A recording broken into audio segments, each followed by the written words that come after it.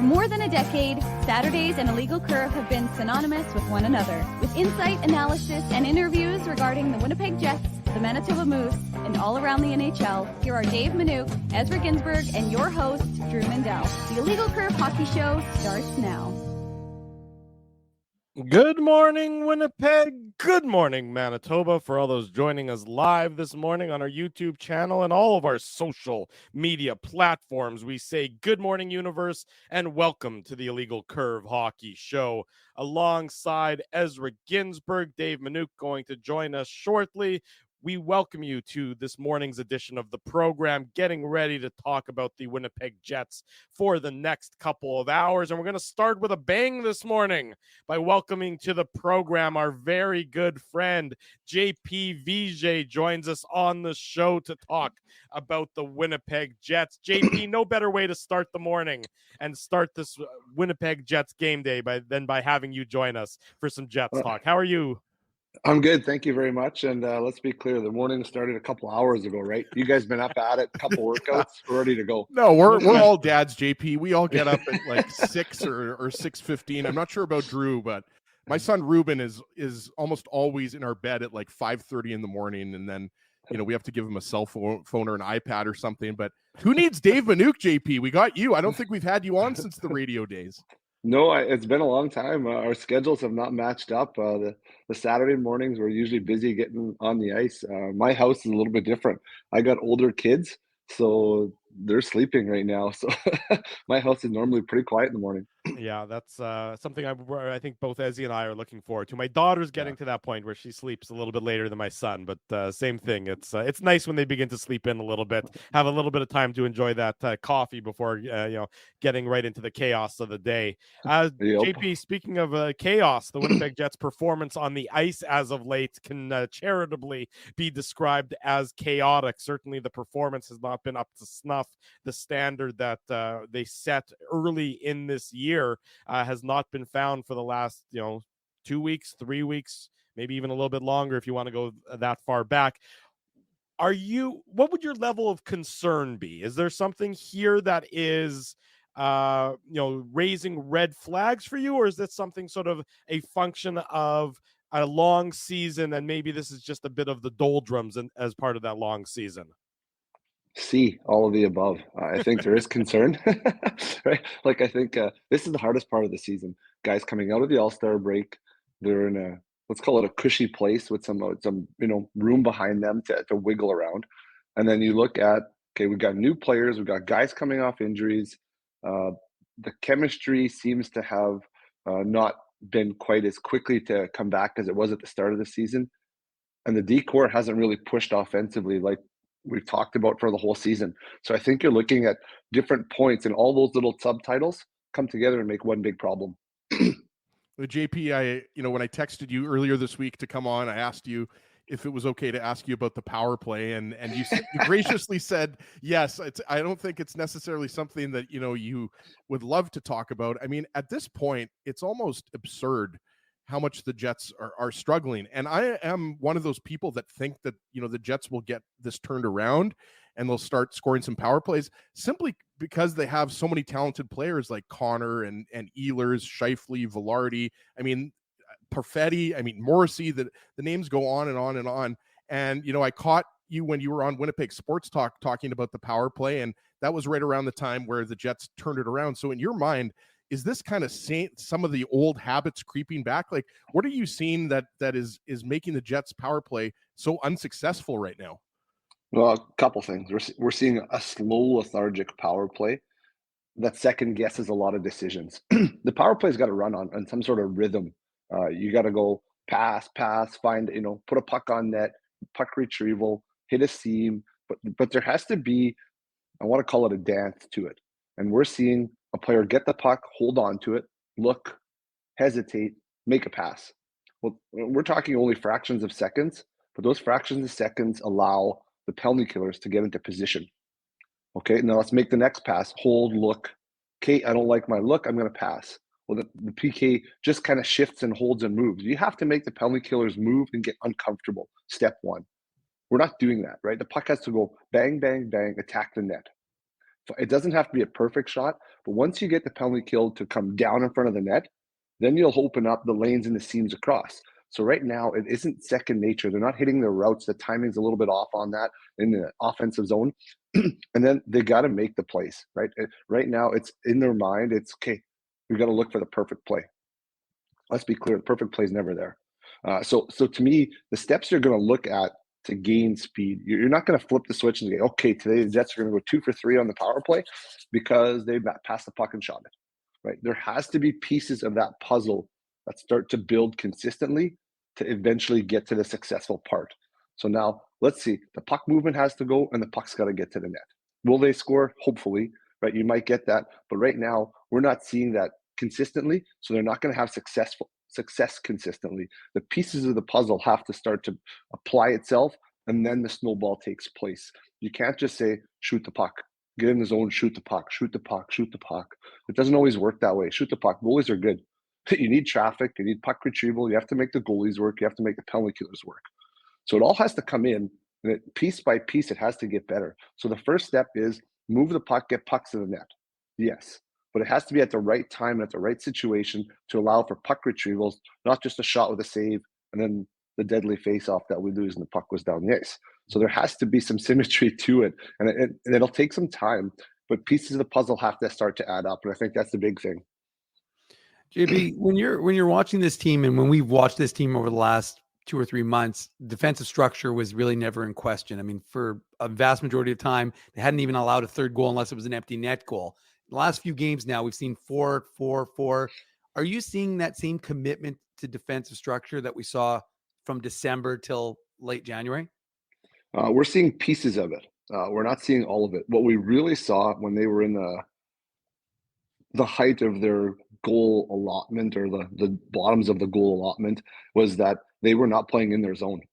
We're seeing them play in their zone a little bit more frequently.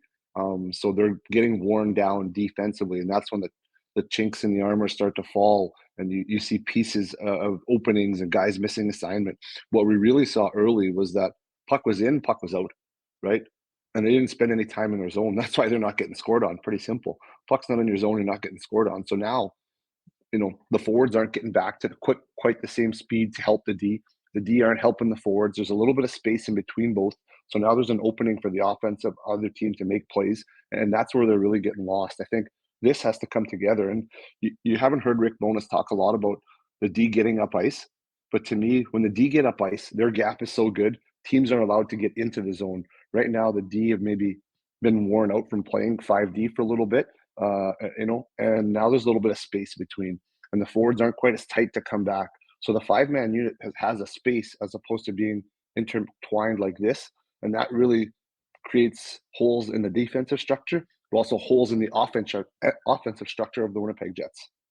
JP Vijay, our guest on the Illegal Curve Hockey Show Saturday morning. The Jets and the Penguins later on this evening in downtown Winnipeg, as the Jets look to arrest the losing streak they're currently on.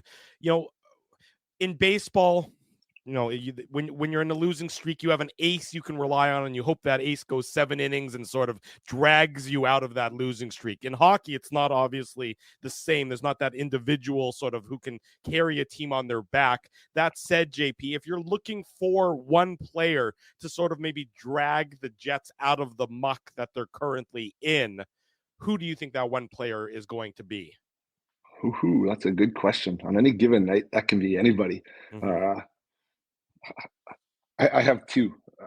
I want to say Connor Hellebuck, but he can't score goals, right? So he can hold the fight and hold the fort for a long time, but eventually, to me, it's got to be the likes of a Josh Morrissey, right? I know we're gonna want to say Scheifele, Kyle Connor, but how much of the offense actually comes from the D core and Josh Morrissey? I think quite a bit, and I think we haven't seen him quite get up ice as much. I think of the first year that Rick Bowness was here in training camp, and he was chasing his D core up the ice. He's 60-some years old, and he's slashing those guys to get up the ice, to close gaps, to create second waves of offense. We haven't seen that. So I think, if I'm looking at one guy, Josh Morrissey is a great guy. I love his work ethic. I think he's one of the guys that can kind of spark this from the backside. Much. Ezzy, you're on mute, buddy. Oh, Yeah, sorry about that. I hit stop cam by accident, JP. That's what happens when you have sausage fingers. I have these thick fingers and I hit the wrong button. Sorry about that. All good.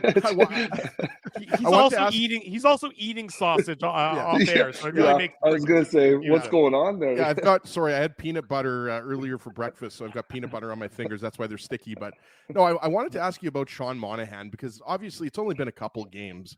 And I think he's looked fine in his couple games. So obviously, we're not going to, start to get too hard on him because the Jets have lost a couple of games. I mean, it's not his fault the Jets can't score any goals, but just what do you think of that acquisition, right? Because I mean, it seemed like to us when Monahan was acquired, it just seemed like a perfect fit, a guy that can win faceoffs, a guy that can help your power play, veteran experience, playoff experience. What was your first impression when the Jets acquired Monahan from Montreal? Yeah, to me, I was in that same boat, right? What categories does he check off? He's a veteran player. He's played in the playoffs. He can win faceoffs. He has been known to produce offensively. So all those things look to pointing to helping the Jets where they need help. Now, the other intangibles we don't see from a business standpoint, low cap number, right? I think that cost the Jets a little bit of a premium to get him, because now that allows them opportunity to add others come trade deadline because he didn't cost a lot of money. So I think all that works out to be, check. Now the eye candy test, we have to see after, 4, 5, 6 games, how the chemistry is, who he's playing with, and how that's helping get to those situations. Now, often we see with a trade come in, there's a bump of excitement within the dressing room. We haven't really seen that, but I think that the All-Star break kind of took away the bump of energy because the players weren't together right away. So I think that's going to be very important to see. His first home game. Let's see how it goes, right? The bump at home, playing in front of the crowd. It's going to be a Saturday evening. It's going to be a rocking rink. Jets fans are excited and they're nervous. Some people have 2 hands on the panic button. Some people are like, well, let's give it some time. Some people are like, we'll see. This is the same Jets as last year. So lots to show for. We're not seeing a lot of change in the game. We just have to see them finish. And they're getting chances. They're not quite getting the premium chances we're used to seeing. So I think that'll be the key is, can we go from the chances to the premium chances and then eventually capitalize? JP, on Tuesday, we saw Brendan Dillon, lay out a big hit, and of course, ends up getting the suspension for 3 games. So, what were your takeaways from that? Because when you look at the Jason Zucker hit on Nick Cousins, which was also 3 games, and you compare that to the Brendan Dillon one, you're like, I don't understand how the Department of Player Safety equates these 2 things. But what were your takeaways as a former pro? Yeah, so I mean, a long time ago, former pro. That would have been a fight. That would have definitely been a fight. Probably not a suspension back in the day, right? There would have been the onus on the players to deal with the situation, and now we're looking at onus is on the hitter, almost never on the person getting hit.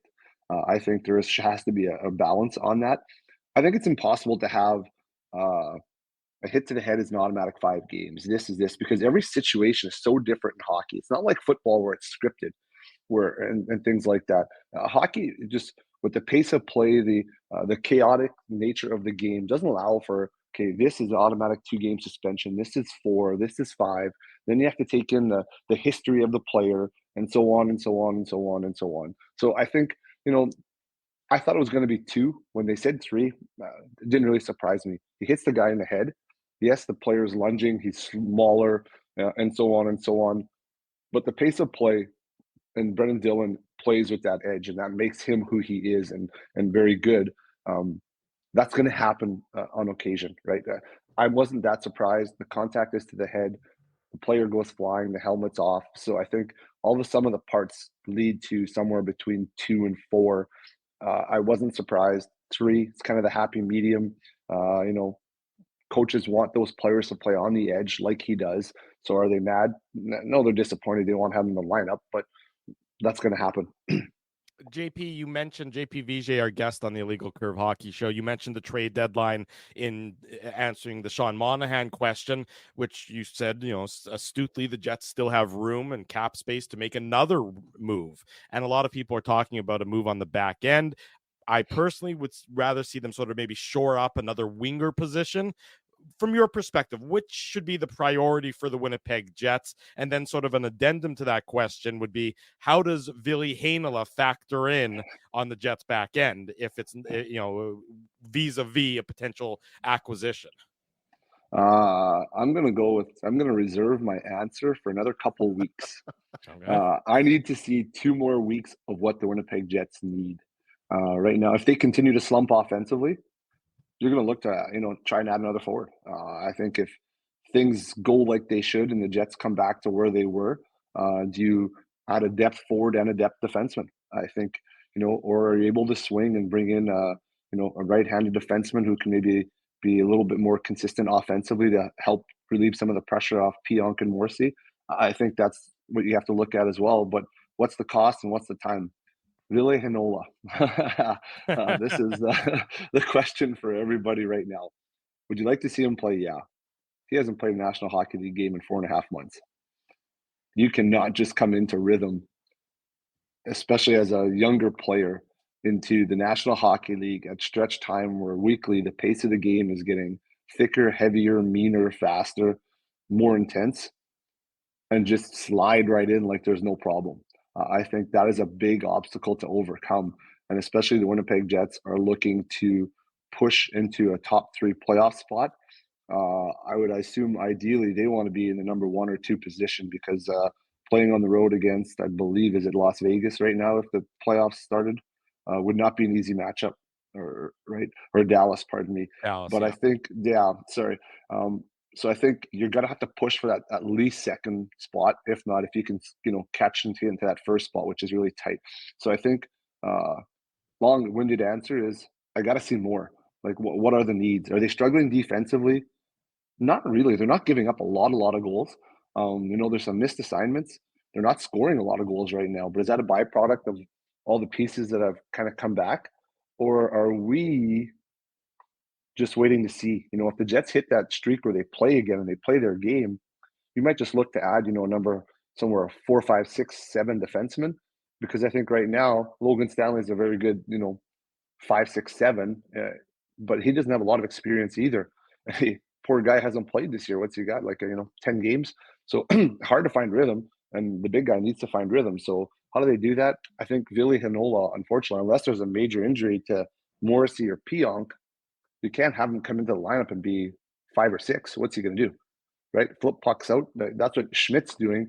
And it's hard for an offensive player to come into a defensive situation. So, piggybacking on that, does that mean you can't, incorporating him into the lineup at this stage of the season is almost too difficult? Or is it something that how do you get him into the Jets lineup if they determine, because we know he would have made the team out of training camp. They were clear on that. And Kevin Cheveldayoff spoke highly about him in his most recent press availability. So how do you sort of incorporate Ville Heinola at this point of the season, or is it almost too big of a mountain to climb? I think you're getting pretty close to too big of a mountain to climb unless there's an injury. Okay. Right. Like I just think he's finding his rhythm with the Moose, right? And we're seeing him kind of get better on a weekly basis right now. But I think this jump to the National Hockey League is now 2 steps. And he's played, but he hasn't played at the National Hockey League level in 4 months. The physicality, the grind. So where are you going to put him in that D core right now? So let's just go that way. If he does come in, who's coming out? Right? Let's pick your poison. Nate Schmidt's the fire. Everyone's Schmidt. Poking at that. Nate Schmidt. Yeah. So Ville Heinola comes in for Nate Schmidt. Does Ville Heinola kill penalties? No. So that means 2 of the Jets' D core, Morrissey and Heinola, don't kill penalties. Right? So now you're down to 4. Now, if the D-man takes a penalty, you're down to 3 D-men killing penalties, or is Josh Morrissey going up to 28 minutes a night again? And you're putting him in positions to get hurt. Is he going to play the power play, Ville Heinola? Probably not right away. So are you putting him in a position to succeed? What's Ville Heinola's strength? Moving the puck, supporting the offense, and creating power play opportunities. We've taken away a couple of those situations already because he's not going to line up behind Scheifele's line because he's on the 3rd pairing. Right? So you're looking at, are we putting him in a position to succeed? I don't see that as a successful position for Ville Heinola to come in, at game 55 of the season when everyone else is in rhythm. How is he going to apply support? How is he going to look on the line, and everyone's going to go, well, he's not ready. Well, he's not ready because you haven't put him in a position to succeed. Is the way I look at it. And JP, you know, I'm going to pivot here because I was going to ask you a different question, but because you're Ask away. Yeah, well, no, but on the topic of defensemen, I was kind of shocked, to be honest with you, that I was like one of the only people either in local media or in the Jets Twitterverse that was really upset that Declan Chisholm was lost to waivers. And the reason, and you know, Dave M, you know, watches more Moose than maybe anybody in the city, with the exception of Zinger. But you know, like the main reason why I was not happy with that is, and I realize that losing guys on waivers is part of business, right? Like you mentioned earlier, like the NHL is a business. I realize that guys get lost on waivers. A lot of people, I took flack because a lot of people were saying, well, the Jets were going to play Logan Stanley anyways, and Ville Heinola is more talented than Declan Chisholm. That wasn't my point, though. My point was that now you don't have any other options aside from calling up either Heinola or Kyle Capobianco, right? And then you have to place a player on waivers. So the Jets placed AJF on waivers. They didn't lose him, so they could put Toninato in theory on waivers. But my whole point was, now basically you don't have that extra defenseman. You only have Logan Stanley because, like you said, the Jets clearly have decided not to call up Heinola. So again, I guess we can't go back 2 weeks and you know, I mean, what's done is done. Chisholm's a member of the Wild, but that was my whole point, that don't you want to have an extra body like a young 24-year-old defenseman? Like, wouldn't this be a perfect game, even though Chisholm hasn't played since December? Wouldn't it be nice to have that option right now?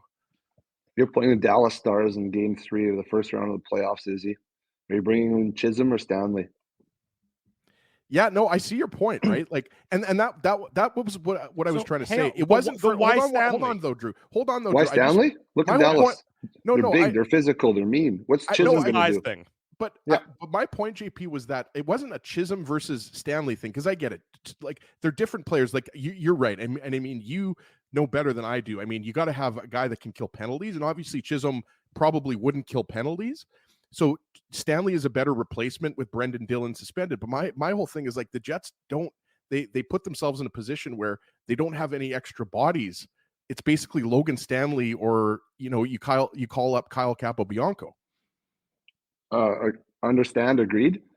Welcome to the National Hockey League. Every team wants to have 10 defensemen on one-way contracts. That's what I'm saying, JP. I want 10 defensemen. Well, talk to Zinger. He says you can never have enough D. And you know, we've seen this situation play out back in the day. The Jets had 10 defensemen on one-way contracts, right? All of a sudden, 6 of them are hurt. You're still calling up guys, right? The Jets have been very fortunate. Their back end has barely been banged up this year, right? They're probably bumped and bruised, but they haven't missed a lot of time, right? So you're going to have to draw a line in the sand. Are you more willing to lose Chisholm or Toninato, Axel Fialbi, you know, all those guys that might have been the other replacement? Chisholm's a great player. I think the Jets are able to replace him internally. You know, him and Heinola are pretty 1A, 1B. Heinola had a better training camp, so he's already surpassed Chisholm. Most coaches aren't in the position of you lose your spot because of an injury. So I think it's very important to see that, you know, the Jets are staying true to their word. Heinola has earned that opportunity. He's one step ahead, but they're going to keep him down there till they need him for sure, because I think he needs rhythm. Like, you know, he's got 5.5 months or 4.5 months of rhythm to catch up on, plus strengthening his leg and everything that comes with it. Yeah, I know, JP. It's funny people are saying that about Heinola. I'm like, well, he's only played now 11 games with the Moose, so he's right. Everybody else is 40 to 50 games under their belt, 40 to 50 NHL games, and you're talking about a guy who's got 11 AHL games. So that's why when people were talking about Heinola, I said, look, he's doing good things with the Moose, but it's going to take till probably around the trade deadline when the roster moves. Oh, you know, you don't have to worry about the 23-man roster limit. Then you can bring him in if you need to. But right now, he's best served, I think, playing with the Moose. He might not want to play with the Moose, but he's best served playing big minutes with the Moose and getting those legs back. Yeah, and I think he just needs that, you know, the time. Like, let him play. And is he going to be better served as the number 8 defenseman with the Winnipeg Jets sitting where Chisholm used to sit? Exactly. No, like, he's got to find his rhythm, right? So let him play, let him do a lot of good things and build off of that, because right now you have the luxury. Yes, it sucks, but I think in the off season, you look at addressing it. How do we make room for Heinola to come in? Everyone's thinking trade, you know, probably Nate Schmidt, if you can move that contract, or how you go about that to create a spot. But I think, things are going to play out. And look at this year, Nate Schmidt, a healthy scratch to, being very important with that third pairing with him and Sandberg. You can argue that that's quietly been a very good pair all year consistently. Absolutely. JP Vigier is building better hockey players through Vigier Hockey, and he's making this show better through his tremendous analysis. JP, you need to rearrange your schedule, buddy. You got to be available more Saturday morning. You can't come in, do this well, and then say, see you again in 3 years. It's just and not also, when the possible. Jets pop in 3 power play goals versus the Penguins, we're going to credit JP. No, he said and 2. because of JP said the VGA 2. bump. He 2 said for 2. 3, I said. 2 He for said 3. 2 for 3. Right? There you go. To be exact. JP, thank you, buddy. This was fantastic. It's been great seeing you. We'll do it again real soon.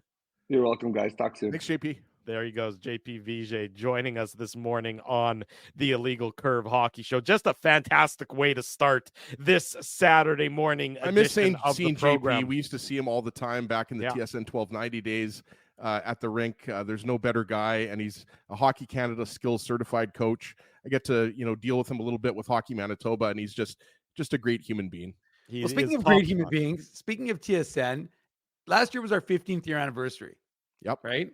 Last week. week. We had last week. Sorry, did I say last year? Last week was our 15th year anniversary, and we had a lot of nice messages. Oh God. But we had a day oneer who sent a message in a little late, but he wanted to get in a message. So let's hear from this day oneer.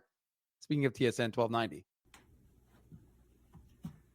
What's up? It's Ace Burpee, Oakbank Winterhawks, B team. No big deal. Little quick flex on y'all there. Congratulations on 15 years. I think I might be late, and I apologize. But I think I was a day oneer of Illegal Curve. And big fan, always. And you've always been very kind to me, and I appreciate that. And so all the best and congratulations. That's another look. Dave's got surprises after surprise up his sleeve. The pride of Cooks Creek, Manitoba. I love it. That's love that great. Oakbank jersey. I've got some family in all- Oakbank, so shout out to Oakbank. Shout out to Ace. That was awesome. Also, that Winnipeg Whips hat that he's wearing is that's an absolute classic. Money. Absolute money. Yeah. That's an absolute. That's a sharp looking hat right there. Big thanks to Ace Burpee for sending in those messages. Alrighty, we take our first break on this Saturday morning. We come back. We talk all about the Jets. We're getting it teed up for this evening's Jets Penguins contest in downtown Winnipeg.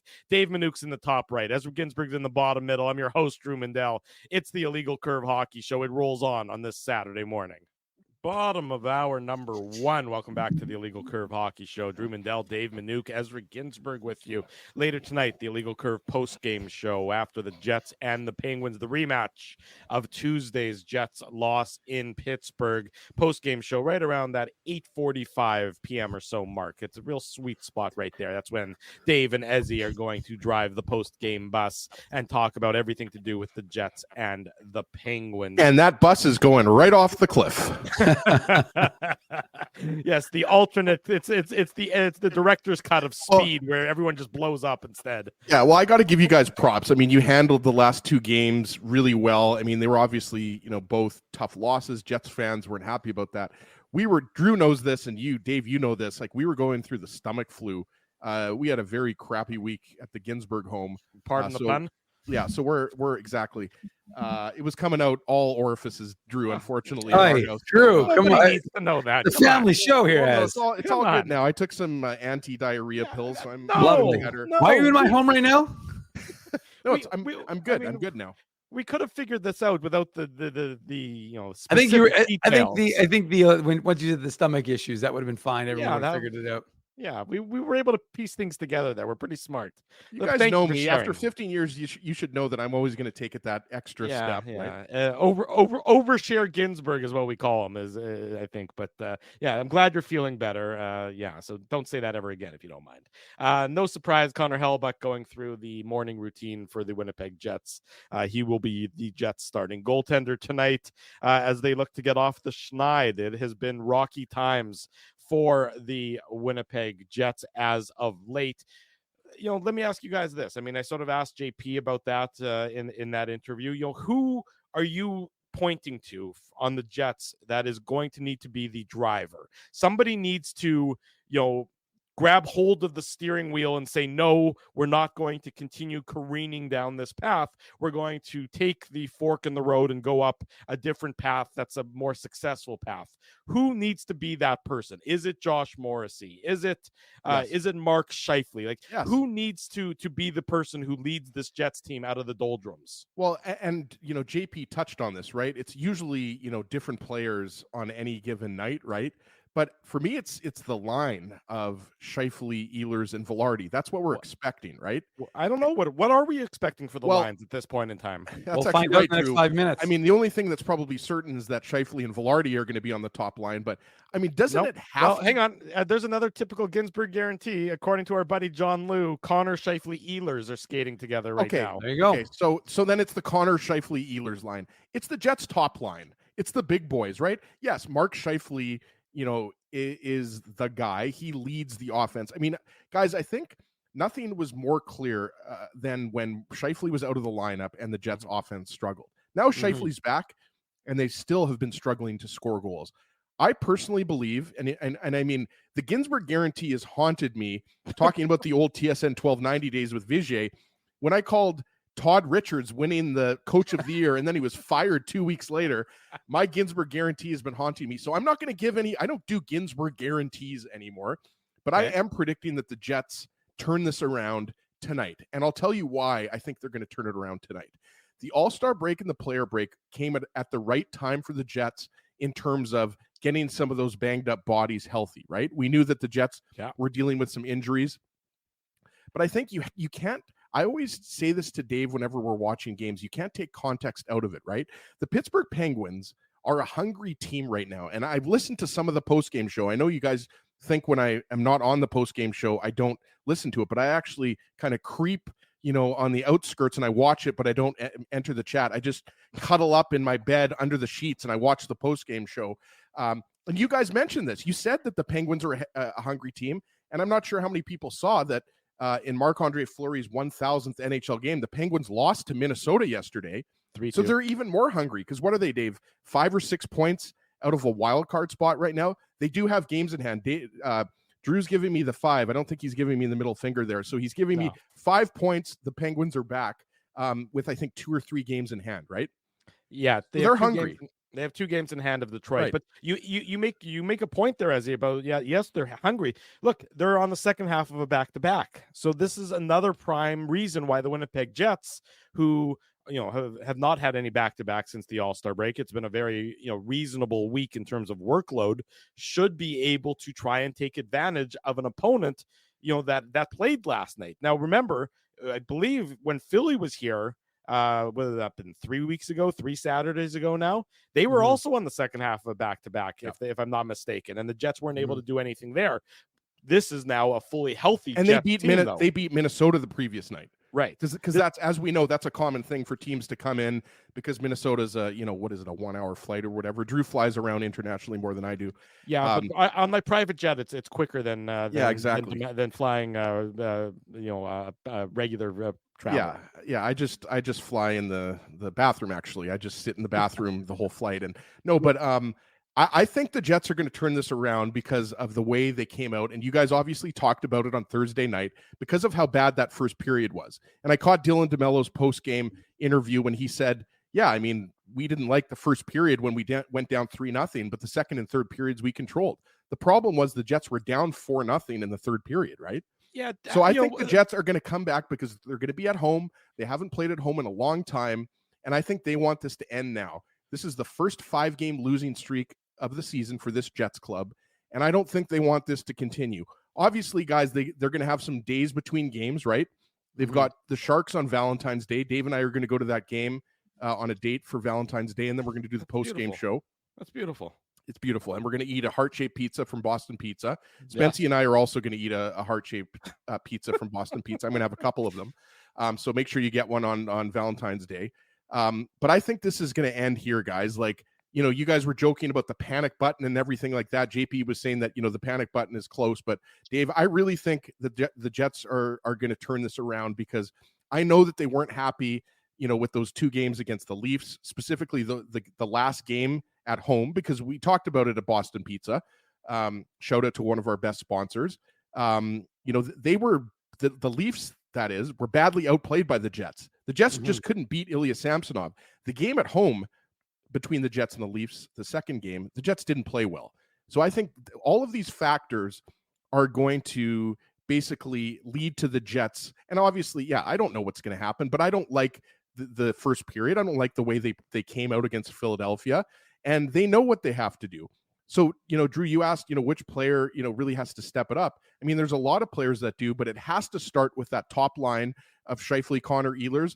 And I think we want to see more out of, the Perfetti, Monahan line as well. I guess that's going to be, who am I missing here? Perfetti, Monahan, and Velarde. And Velarde, right? So, I mean, look, there's a never lot seen of guys that line that have before. to be better. And also, there's going to be a lot of eyes on Logan Stanley. Logan Stanley is going to be in the lineup again tonight. Brendan Dillon's going to miss another game. He's not going to be back until Saturday against Vancouver. I mean, the one thing that I think, we should expect is Hellebuck to shut the door, because Hellebuck always shuts the door, when the games matter most. So I do think the Jets are going to end, the bleeding tonight. Dave, let me ask you this. As he mentioned that, Dylan DeMello talked about how the Jets played in the second and third periods against the Flyers, and Rick Bowness said something similar to that. To me, those are pretty hollow words. What were your thoughts when you heard them talking about their performance in the second and third periods on Thursday night? Who cares? You lost the first period and the game was over. I mean, it was over, but it's great. Look, right. I guess if you want to try and shine up this turd a little bit, you can say that they didn't roll over and die. And maybe they would have done that last year, where there would have been an apathy that sets in, and you would not have seen the pushback. But at the same time, who cares? You didn't play well in the first period. You haven't played well in the first period. Period, plural. So the fact of the matter is, if you don't, as he just highlighted the comment, if you're not prepared to start on time, it doesn't matter. Because right now, your team, unlike what we saw previously, when you were down 1 or 2 goals, okay, you're down 1 or 2 goals, this team can come back from that. Right now, this team can't. So you cannot afford to not start on time. And that's going to be critical for this game tonight. And I'm looking forward to seeing these lines. I think it's an interesting decision. I don't know why he's resistant to try Velarde, Ehlers, and Scheifele, but he just clearly wants this. And look, that's and Velarde didn't play well. I mean, you guys did the post-game show, so I'll admit I didn't watch the whole game and I didn't break it down, Dave. But that is something that maybe, I'm not saying Velarde is in Bones' doghouse, Dave, but maybe he's just seen something that he would rather have Ehlers and Connor flanking Scheifele as opposed to Velarde with those guys. Yeah, and look, the reality is, like, the Monahan, Velarde, and Perfetti line, that's a more, not as quick line, but it's going to be more measured, a little heavier, which is good for Perfetti to feed those guys the pucks. So, I mean, I think that they can work for sure. I think I'm glad that we're not, obviously this is only the third game of Sean Monahan, but Rick Bowness is at least trying to make some structural changes to those lines, as opposed to, we got to give these guys a lot of latitude, because he knows, look, you got to pull out of this, regardless of whether it's, I mean, look at the Jets schedule for the next little bit, right? You got the Penguins, who we've talked about. Sure, they're hungry, but the fact is they played last night. Then you've got San Jose. Well, San Jose's, I don't care if they're playing a little bit better, they're still San Jose. That's collect $200 while you pass go. Well, it should be. But last year, remember, they lost in San Jose. I know. I'm not suggesting. I'm not. Look, I'm not saying it's an automatic. I'm just saying that you've got it. Your schedule, first of all, from a standpoint of like, again, you don't play you don't play the Canucks till Saturday. Obviously, the Canucks are a good team, but you don't play them till Saturday in Vancouver. Then you play the Hawks, I think, after that. So I'm just saying that the Jets, Flames, and then the Hawks. Sorry, no, Flames, then the Wild, then the Hawks. Fine, Flames, Hawks, Wild, Hawks. But I'm just saying that you're not playing teams that are like green jacket, gold jacket. Yeah, exactly. The fact is, though, that, again, you didn't want to see Rick Bowness stick with his line, to be stubborn and say, okay, I'm not going to make any alterations. And so, I mean, the other thing is also, I don't know how much longer they can keep David Gustafsson on IR. It's kind of, again, I'm not suggesting that you need to, but I mean, the one thing that Ezzy and I were talking about before we came back and started talking during the segment, but like, it's very unusual for the Jets not to have a seventh defenseman option. Like, it just makes, you've got Kupari and Kupari and Toninato, and it just doesn't make a lot of sense. Obviously, you've got Gustafson too, but he's on IR as your extras right now. And so to me, the idea that they're not, making like I like Dominic Toninato. I think he's a good piece of the puzzle, but I mean, at the same time, like you can probably afford to put him on waivers. It just seems like, a little unusual with the Moose on the road that you're taking that sort of risk to only have 6 defensemen right now in the lineup. Brendan Dillon obviously won't be available till that Saturday game in Vancouver. So, I mean, you're putting yourself a little bit at risk to not have someone. And even if you weren't going to have, someone available to, because you don't know what happens in a morning skate, something could happen. So it's unusual. I wonder, Dave, I was going to say, I wonder if, we talked about the game against Vancouver on the road, and then the games against what was it, Calgary, Minnesota, or Calgary, Minnesota, Chicago. Yeah, I wonder if they bring Kyle Capobianco for that road trip, and that's when you put Toninato on waivers. By the way, I hope the Jets don't lose Toninato. Well, you would need to, as you would saying Toninato. Dylan's back at that point in time. You don't need to bring Capobianco on waivers. You do have your 7th defenseman at that point. Yeah. But I'm saying, like, just to have an insurance if there's another injury, and then maybe you put Capobianco in instead of Stanley. That's all I'm saying, right? Because Capobianco's played well for the Moose. Mm-hmm. That's our whole point here, is that Stanley is in a tough position because Stanley hasn't played a lot of hockey. He's been that, whatever you want to call him, 7th or 8th defenseman, right? Like, how many games has Stanley played in the NHL this year? 5? 6? I think 8. I think or it's 8. Yeah. So it's a small number. It's a handful. So it's not the best position for him to come in. He comes in rusty, right? So I think Stanley will be better tonight. All I'm saying is I just wonder. I agree with Dave. Like, there's going to be, when Brendan Dillon comes back, there's going to be a little bit of a logjam, right? Like, obviously, how. Sorry, go ahead. I was just going to say, like, I mean, right now it kind of seems like, it's easy for us to pick apart every single player because the Jets are struggling. I don't know if, like, do you want Rasmus Kupari to be the guy that's in the press box for the most part? Do you want it to be Gustafson? Like, I don't know. I mean, it's just going to be interesting to see, what Chevy and the Jets management do with these players. Because according to JP Vigier and Dave, you guys know more than I do. It doesn't seem like the Jets are, champion at the bit to call up Ville Heinola anytime soon. Well, I thought JP was very, had some really interesting insight into that Ville Heinola question. And JP said he thinks that it might be too big of a mountain for the Jets to climb to incorporate Ville Heinola into the lineup at this point in the season. And I'm going to defer to JP and his hockey wisdom. He does it for a living, and obviously played in the league. So he knows what he's talking about there. I thought that was a very interesting one because I'm reading the tea leaves of what Kevin Cheveldayoff had to say, and certainly he could have just sort of been blowing smoke and maybe creating a bit of a diversion. But, to me, it read like the Jets were still looking to try and incorporate Ville Heinola into the back end of the team between now and the end of the year. Maybe he's your, trade deadline acquisition. Sure. But adjusting back to the Scheifele, Ehlers, Connor trio. Sorry for a second there. I wanted to flip back to that because that's not a line that, so that line has played 66 minutes together and they've outscored their opponents 3-0. And so they have, that line, as you would expect, has had success, and they have a positive Corsi 4 at 57.55, which is actually better than Ehlers, Scheifele, and Velarde, which was at 56.25. So very but a lot more numbers. Minutes, I'm sure, right? Oh yes, Ehlers, Scheifele, Velarde were up at 166 minutes at 5-on-5. I worry about the speed of that second line. Going back to what Dave said, that's what you lose when you have two speedy guys. Your two fastest guys, right, on the top line. Dave, like, look, Cole Perfetti, he's struggling right now to score goals. We know that according to Rick Bowness, Jets head coach, like, he's dealing with a wrist injury. We're not sure, if that's still a thing.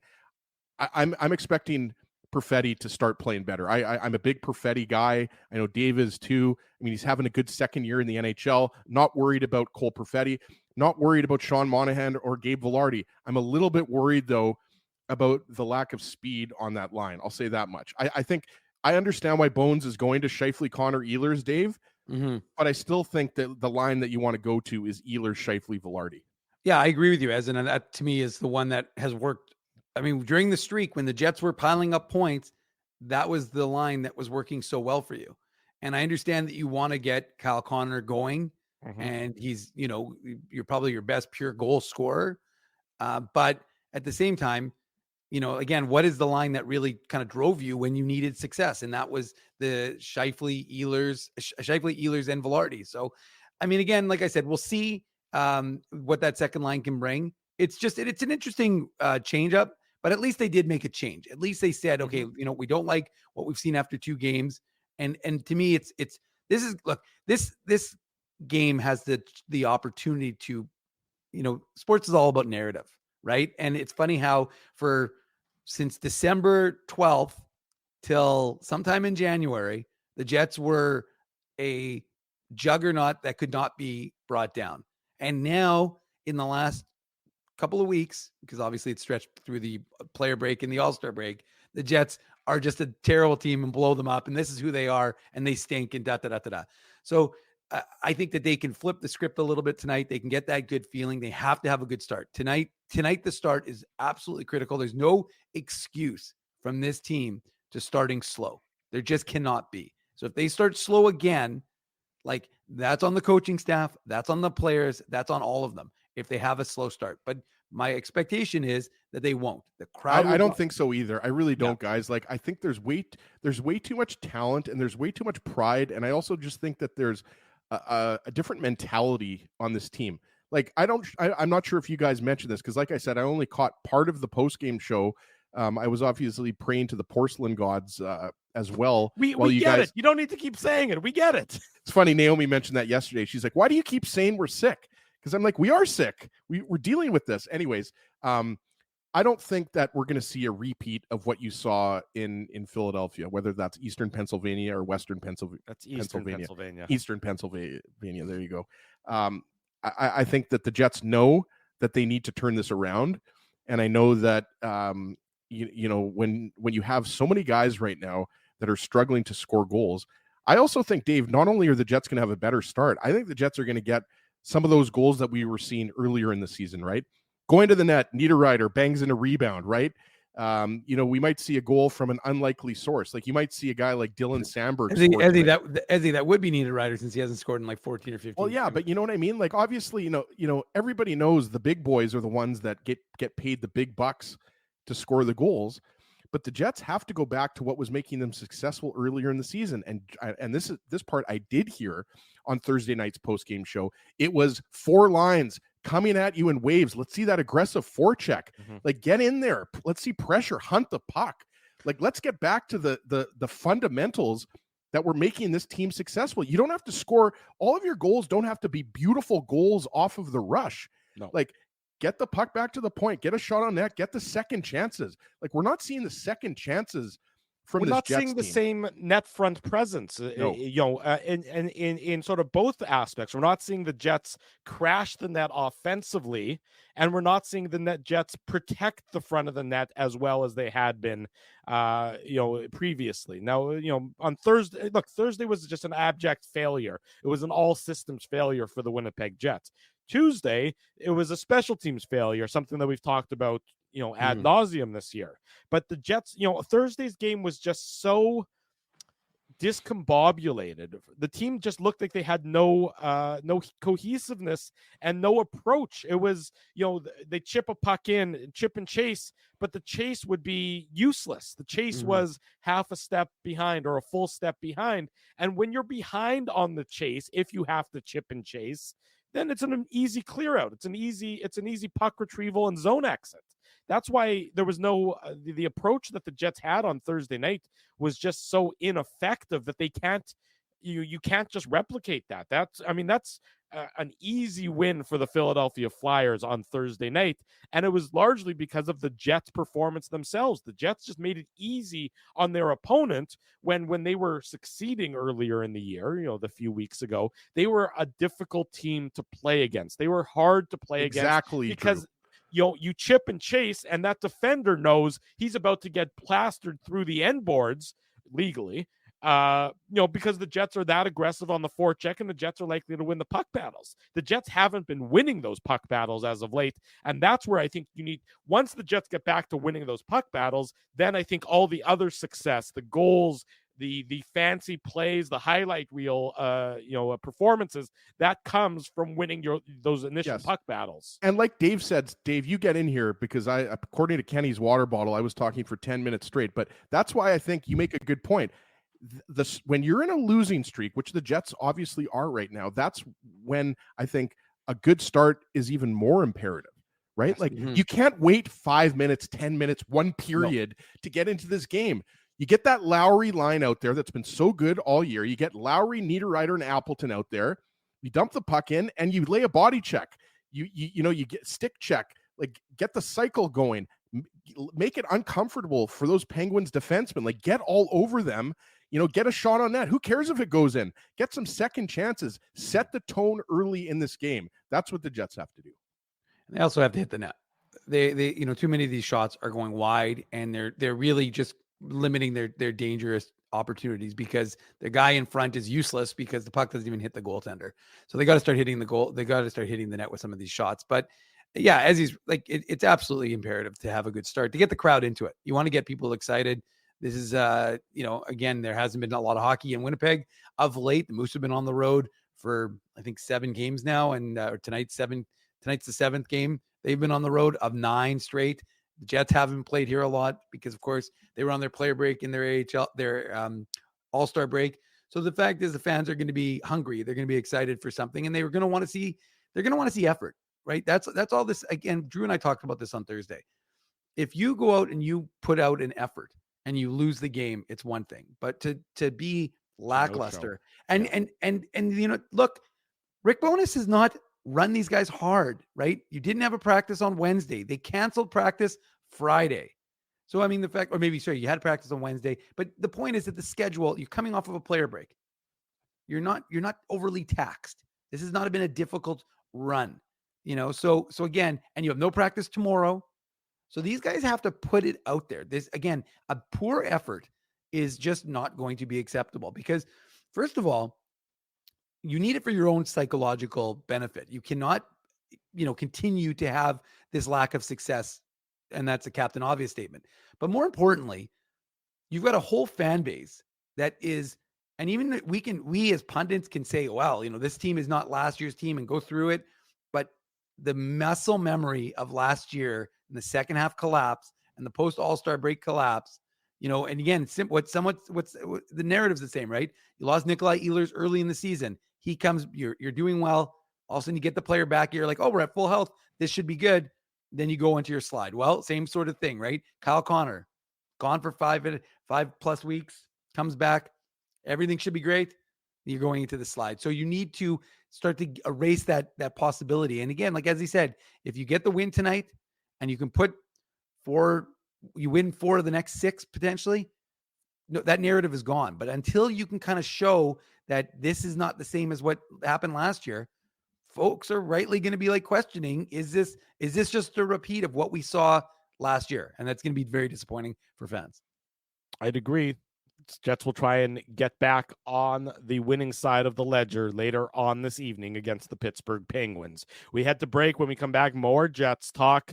We'll talk about the Penguins as well. And Seth Rorabaugh, who covers the Penguins for the Pittsburgh Tribune Review, is going to join us at the bottom of hour number 2. Don't go anywhere. It's Saturday morning. It's the Illegal Curve Hockey Show, getting you set for the Jets and the Penguins later on this evening. Drew Mindell, Dave Minuk, Ezra Ginsburg with you.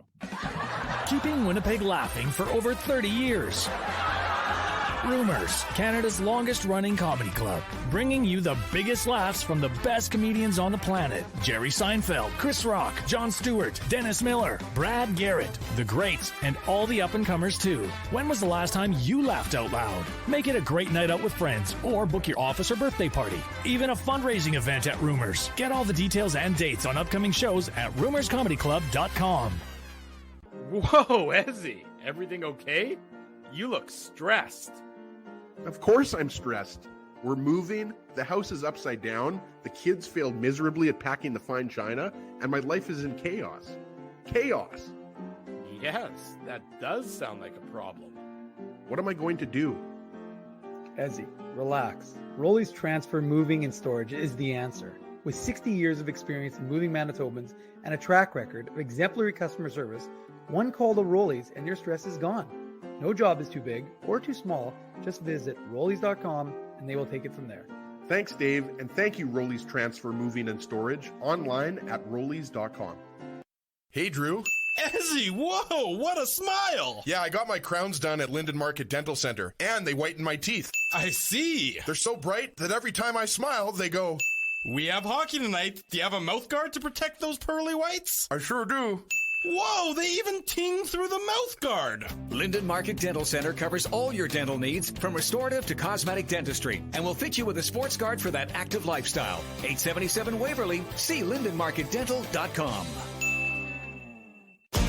This Valentine's Day, heart-shaped pizzas are back at Boston Pizza. On February 14th, share your favorite delicious Boston pizza with the ones you love. Your locally owned Boston Pizza will donate $1 from every heart-shaped pizza sold to the Travis Price Children's Heart Center and the Children's Hospital Foundation of Manitoba. To order, call 925-4111. This Valentine's, share the love with a heart-shaped pizza from Boston Pizza.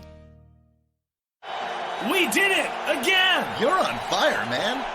There's power in a handshake after a great game or great deal. It shows professionalism and respect. Two qualities Zappia Group Realty take pride in. You don't build a business where 95% of your clients are referred by others without honesty, integrity, and total dedication to client satisfaction. To sell your home for more in less time, shake hands with Frank and Mauro Zappia of Zappia Group Realty. Get started at ZappiaGroup.com.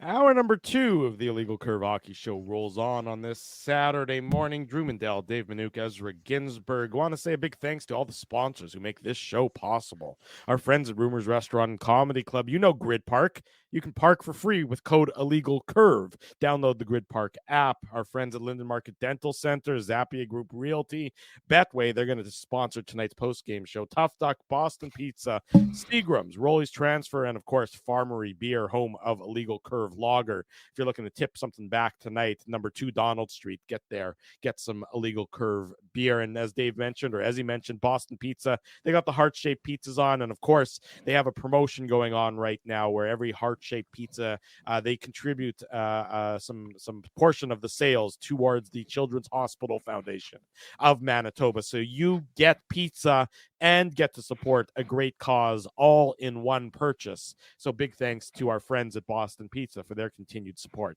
of the Illegal Curve post-game show and the Illegal Curve hockey show. It's heart season, Drew. Last time I took the kids to Boston Pizza, they give you a couple hearts if you make a donation, right? So we made a donation, and then, they sign their names, Ruben and Ariella. I'm not sure if your kids have done that this year, and then they put them up all over the restaurant. So it's always a good time of year. You know that I'm all heart, Drew, so you know that I love the Valentine's season, romantic like me. Yeah, you're all heart, so much of it that it's actually enlarged more often than not. So that's baboon great heart, for right, you. Dave? That's what Dave calls my heart. It's a baboon heart. Okay. Baboon something. I'm not sure what the baboon aspect of you is there, Mr. Ginsburg, but baboon something. A bit of a tweak to the Jets power play. So which of course has been a constant issue. Instead of going, yes, you're intrigued. Tell me more. Instead of going with the 2 defensemen on the second power play unit, they're going also with they're adding Vlad Namestnikov to that unit, removing Nate Schmidt from it, and going with Pionk. Pionk would be at the top of the umbrella, and then you have Perfetti, Ehlers, Niederreiter, and Namestnikov. So a bit of a tweak to the Jets' second power play unit. Nate Schmidt right now off of that unit, Vlad Namestnikov on, as the Jets look to get something going on the special teams, which of course it may have been rock bottom with the shorthanded goal they gave up, Ryan Ahling's goal on Thursday night after the Keystone Cops moment between Morrissey and Kyle Connor. You wonder how it can get any worse for the Jets power play.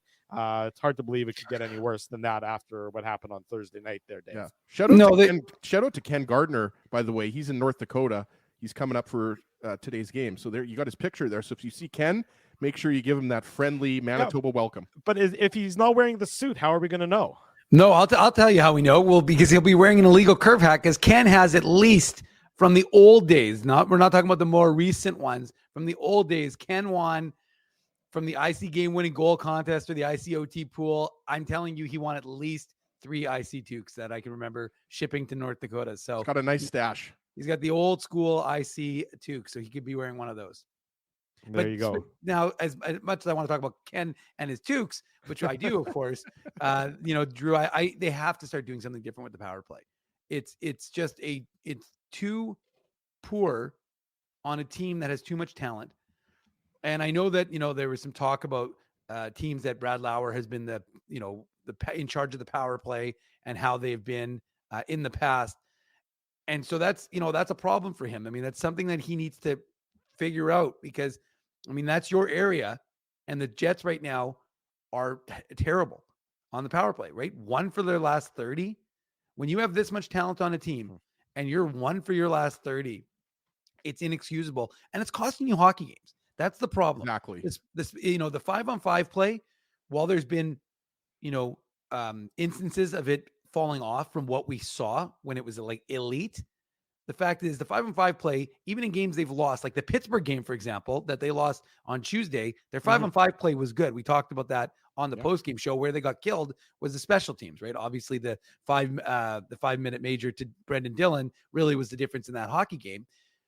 But the fact is that right now, this is costing your team hockey games, and you're costing yourself points, and you've built enough of a buffer that you can pass through it.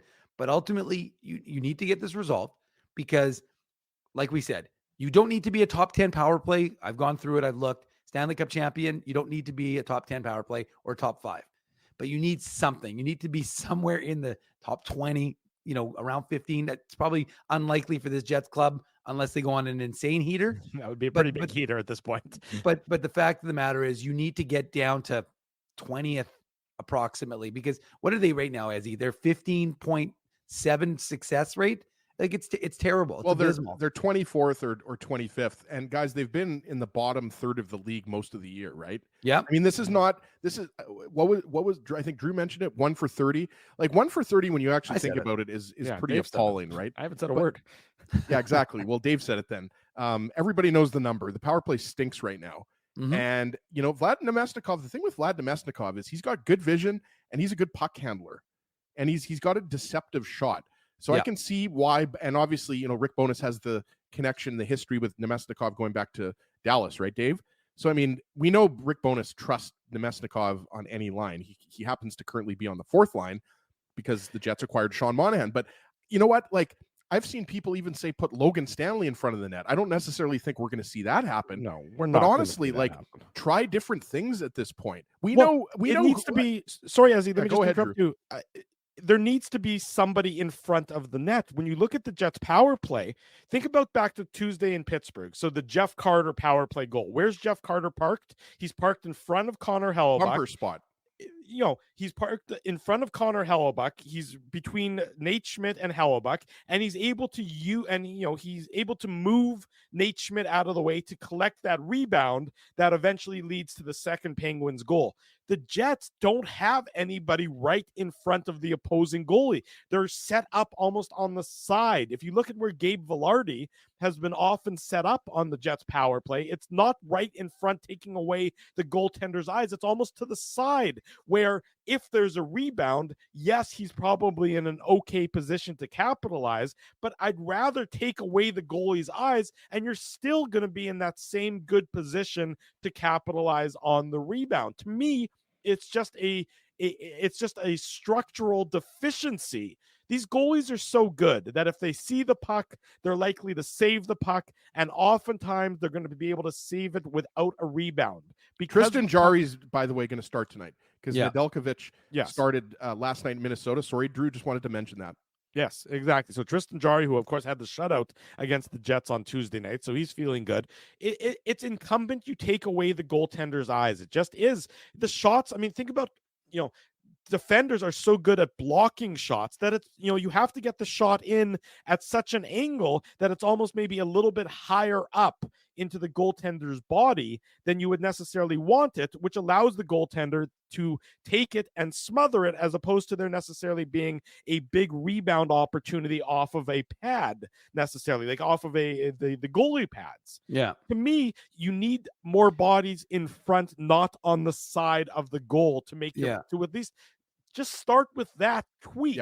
And see what it does for the fundamentals, right, Drew? And Dave, like you also have to see Jets, like when the Jets power play is the most successful, and obviously the Jets have not had the potent power play like let's be honest, 2017 to 2019, when you had Blake Wheeler out there, you had Patrick Laine out there, you had Dustin Byfuglien out there. The Jets don't have the big booming shots of Laine and Byfuglien. Like, let's be honest, the Jets' Steven Stamkos is Kyle Connor. They want to get Kyle Connor the puck, ideally on the one-timer, Dave.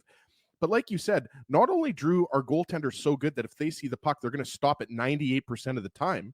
They also know that they're going to try to take away those cross-seam passes to Connor. They also know the Jets want to go to Scheifele, and they know that Ehlers has that ability to, kind of do that Harlem Globetrotter stuff around the point, and they can switch. But I mean, it's player movement, it's puck movement. The Jets have to be quicker with their decisions, and they have to start putting other teams on their heels, Dave. And they have to make it so that the opposition, the Pittsburgh Penguins in this case, they have to make it so that when they're on the power play, that the Penguins are actually fearful that the Jets are going to score. I just think the Jets' power play has become too predictable. And the thing is, Dave, if the Jets are able to score a power play goal early in this game or at all in this game, you know that they're going to feed off of that, and most likely more goals are going to come from it. Yeah, there's no question about it. And I think all these points are valid, right? Like, they're not hitting the net. So, I mean, as folks in the chat are saying, and they're not the point shot. I mean, you don't have that booming point shot. I mean, there may be your Logan Stanley value is at least he can, destroy a puck at about 110 miles an hour. But look, the fact is they're trying to be too cute. They still are. I mean, even that's happening both at 5-on-5 and when you have the man advantage. We saw that play a number of times, right? Kyle Connor, I'll give JB, even though he's not in the chat right now, call it a drop pass. JB or JP? No, JB from the chat. But the point is that, you're on a essentially a partial breakaway, and you try and drop the puck, or as I saw it, pass across the puck. But the fact of the matter is, Cole Perfetti passing up a perfectly good opportunity to try and make another cute pass. Like, it's too much. It's getting back to simple hockey, and it's getting back to the fundamentals. Weber just wrote a story about that in the Free Press. Speaking of Weber, if you have a question, he's got a mailbag that's open. Today's the final day. Get those mailbag questions in for Kenny Weeb. Is there guacamole in that mailbag? Because I think he might still be in Mexico. No, he's back from Mexico. He's back in Winnipeg. He's ready for your questions. So if you don't have questions for IC, which you can hit us with right now, you can ask Weber, and check out the morning papers on illegalcurve.com. I think it's note 4. Gives you the information on how to contact Kenny. Hang on, there's more notes than there are papers, than there are articles in the papers at this point in time. There were a lot of notes today. There were 5 notes in the papers. Well, I got a special counsel Manuk. I got to go. There's a Jets note. There's the post game show note. There's the Moose note. There's the Saturday show note. That's 4. And then I gave Weber a note. So there were 5 notes in the papers today. You should start charging Weber for those notes. Well, I don't know about that, but the fact is that the notes are intended to provide some insight. To pass notes in school. Yeah, there you go. Well, I provide. Do notes. You like me? No. How are you contacting me? I told you to stop. So anyways, so the fact is that they really need to just get back to the fundamentals of hockey right now. And again, with all the talent in the world isn't going to do anything if you just can't just be simple. And that's what they need to do. And that's what they need to start doing tonight. And they need to show that, okay, you're going to make changes to the power play, then make it effective. Because the fact of the matter is, right now it's not effective. We've outlined, the numerous reasons why, starting with our conversation from JP this morning, breaking it down, and then going to some of the things that we've observed. So right now it's incumbent on the Jets to get that fixed, because like I said, your 5-on-5 play for the most part has continued to be pretty good. It's just a function of the special teams. And so your PK, again, that's also a problem, but it got better. That's, I think, part. Yeah, the PK to me has leveled off. I'm less, look, it obviously. Well, I think that's goaltending though, Drew. I think the goaltending's gotten better. So I think that, because of that, the that's I outlined it yesterday. Your goaltender has to be Thomas Milic. Made a beautiful save when the Moose were killing a penalty yesterday. So your goalie has to be your best PKer. But the fact is that your special teams for this Jets club is where you're lagging. You're 27th and 24th, and that until you start to improve that. And guys, this is game 50. It's one thing if you're at game 20, you're at game 30, you're like, okay, fine. There's still time in the season. We're already at game 50. And so now it's I'm like with you, Dave, the power play is much more of a concern.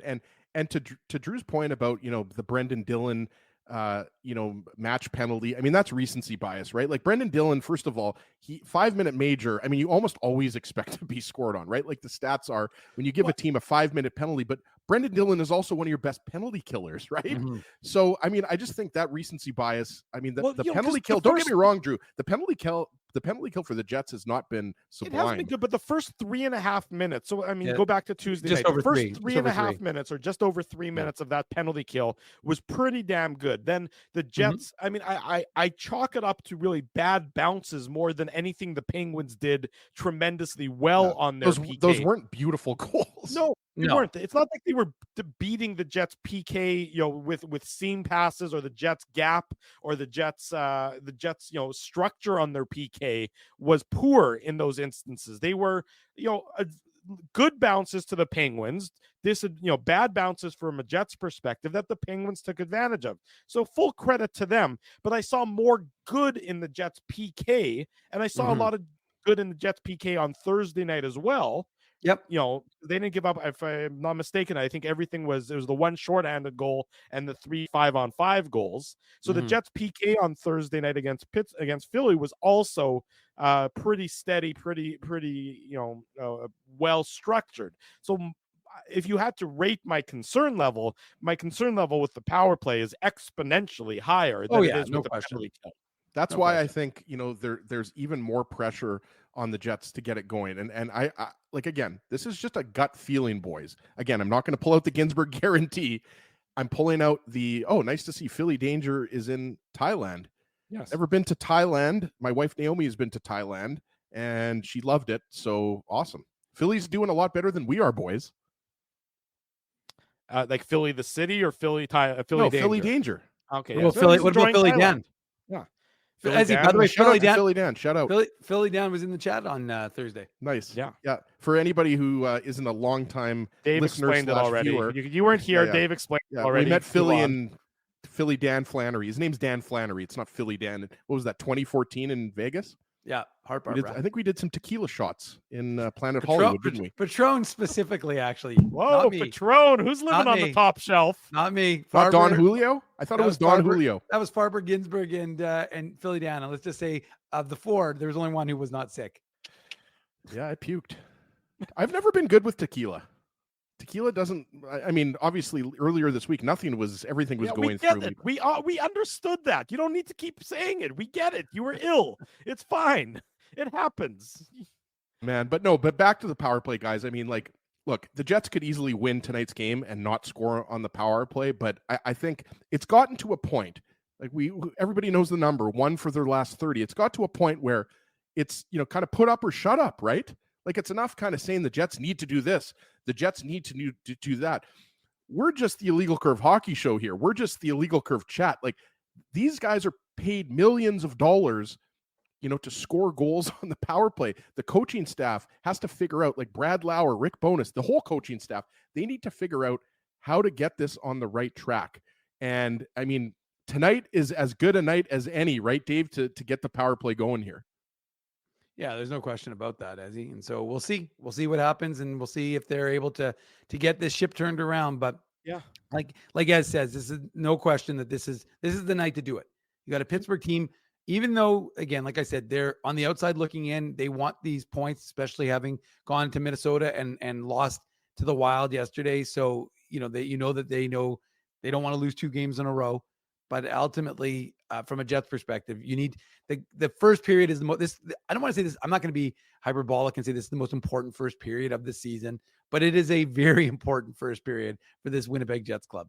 Well, the Penguins, we talk about the Jets' stinginess defensively when it comes to goals against. The Penguins are right up there. They're second league in goals against, tied with the Kings at 127 goals against. So they're, it shouldn't be a game with a lot of fireworks based on both teams' historical performances this year.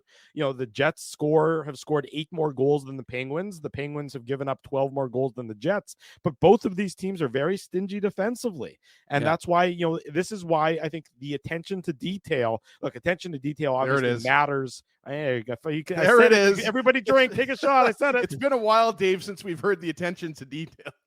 But, on a game like tonight where it's both teams are typically very much in structure, as opposed to, say, Wednesday when San Jose comes to town, when it's just going to be pure chaos the way they play. Right. That's why, tonight, your attention to detail really matters so much Leon more. Gavanke on the back end.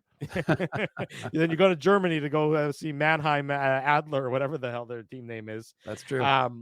That's I think just the structure, which is what the Jets have sort of lost over the last number of games, needs to be exactly on point, because Pittsburgh is also a very structured team by and large, but they have similar game breakers that the Jets do. Now, the Penguins game breakers might be more well noted on the marquee with Crosby and Malkin and Carlson and Letang, but both teams, I do think, have that structure that's at the root of their success, which is, I think, something you're going to have to keep an eye on in tonight's contest.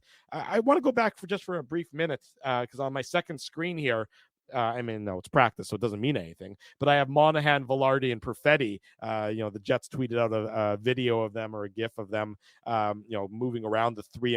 We have never seen that trio together. Obviously, Monahan brand new to the Jets team and everything else. That first line for the Jets should succeed.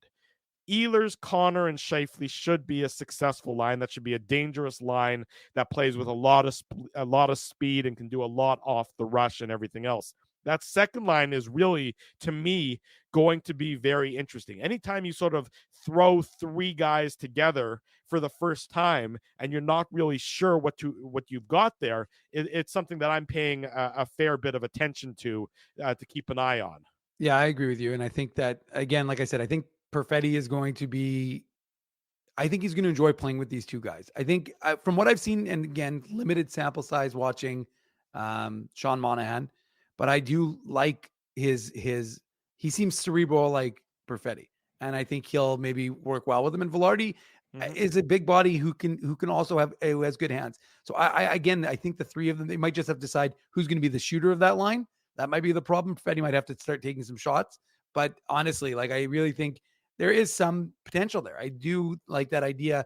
And that, like I said, it'll be interesting. It's the first game. We'll see how long they can stick together. But do you start to build something there? Because again, when you bring a guy like Sean Monahan in, you have a vision. You're like, okay, this is what we're going to do. I mean, we heard from Rick Bowness when he was at the NHL All-Star Game, boys, and he was talking about how right away it was like he'll be between Ehlers and Perfetti. But sure, now you've moved Ehlers off the line and you've got Monahan and Velarde with them. And again, like I said, I just like that. I think I like that composition. I think you worry about the speed. I'm with Ez on that one. It's not going to be a fast line, but I think that when they hold the puck, they'll control it. They're all intelligent guys. So that to me is going to be the strength of that high IQ line. Yeah, well, that maybe there's the line, the high IQ line, but they'll wasn't that the original name for this show? Was going to be the High IQ Hockey Show? Low IQ. But it was the non-Mensa group, actually, is what we were going to be called. But look, I mean, Dave, my 147 LSAT score, I think, would have brought us down a little bit. But no, I mean, look, you're going to have to see. And again, these guys have to prove, like you gave up a lot to give up, bring in Sean Monahan. There's going to be, and he, while having a very good season for Montreal, I mean, look, he slotted in. I think he was like 3rd on the Jets already for points. So, but a lot of his points came from the power play. So, that you want him to improve certain areas. And look, Rick Bowness said, I think on the Sunday. I really hope, by the way, sorry, Dave, that's the real boring Sean Monahan. If anybody's seen that account before, it's a hilarious account. So I'm not sure. I can't believe you haven't brought up the fact that you made boring IC Drew. That was a long time ago, man. You That still was- on that Twitter account, I think. No, I have no. Drew, you think I remember the password for that account? That was like 10 years ago. I'm saying the account still exists. It still follows me, apparently. That's funny. Continue on, Dave. Sorry, when you get a comment from boring Sean Monahan, just like earlier, we had a comment from Brass Bonanza about Bob Sacamano. Anytime somebody makes a Bob Sacamano reference, I had to post that one. put That it was a up. good one. Look, again, like I said, there's a lot of opportunity, and look, the other thing also that we're not talking about that this Jets team had, and as he mentioned it a little bit, but we need to talk about it.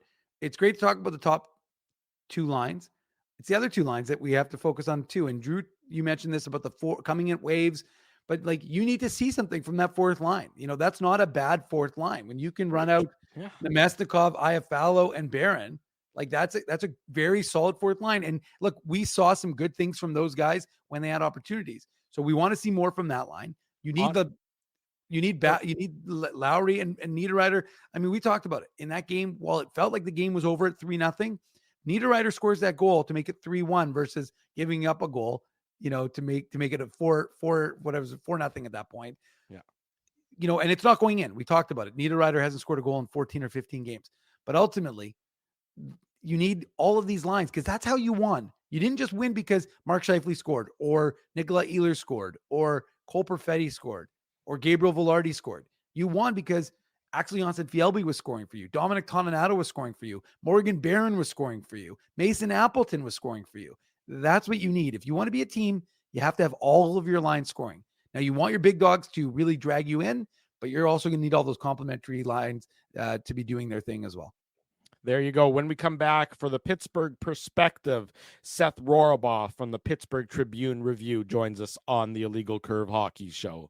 Don't go anywhere. More Jets talk. We're getting you set for the Jets and the Penguins later on this evening. Drew Mandel, Dave Minuk, Ezra Ginsburg with you. The Illegal Curve Hockey Show rolls on 15 years plus 1 week on this Saturday morning.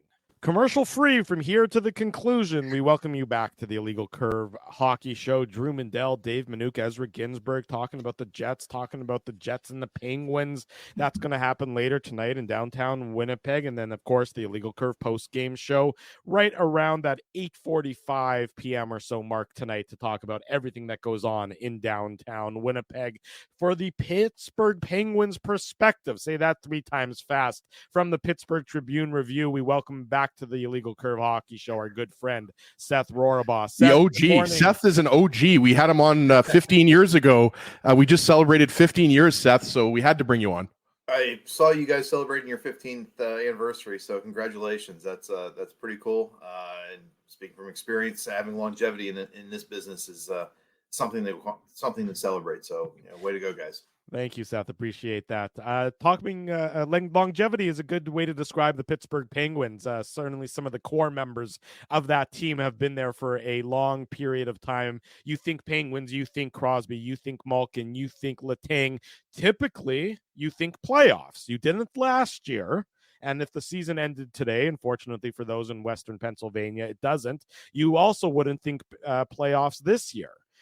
How do the Penguins get over that hump and back to being a playoff team, Seth? Or do you think that it's not realistic with the way the season has gone through the first 48 games?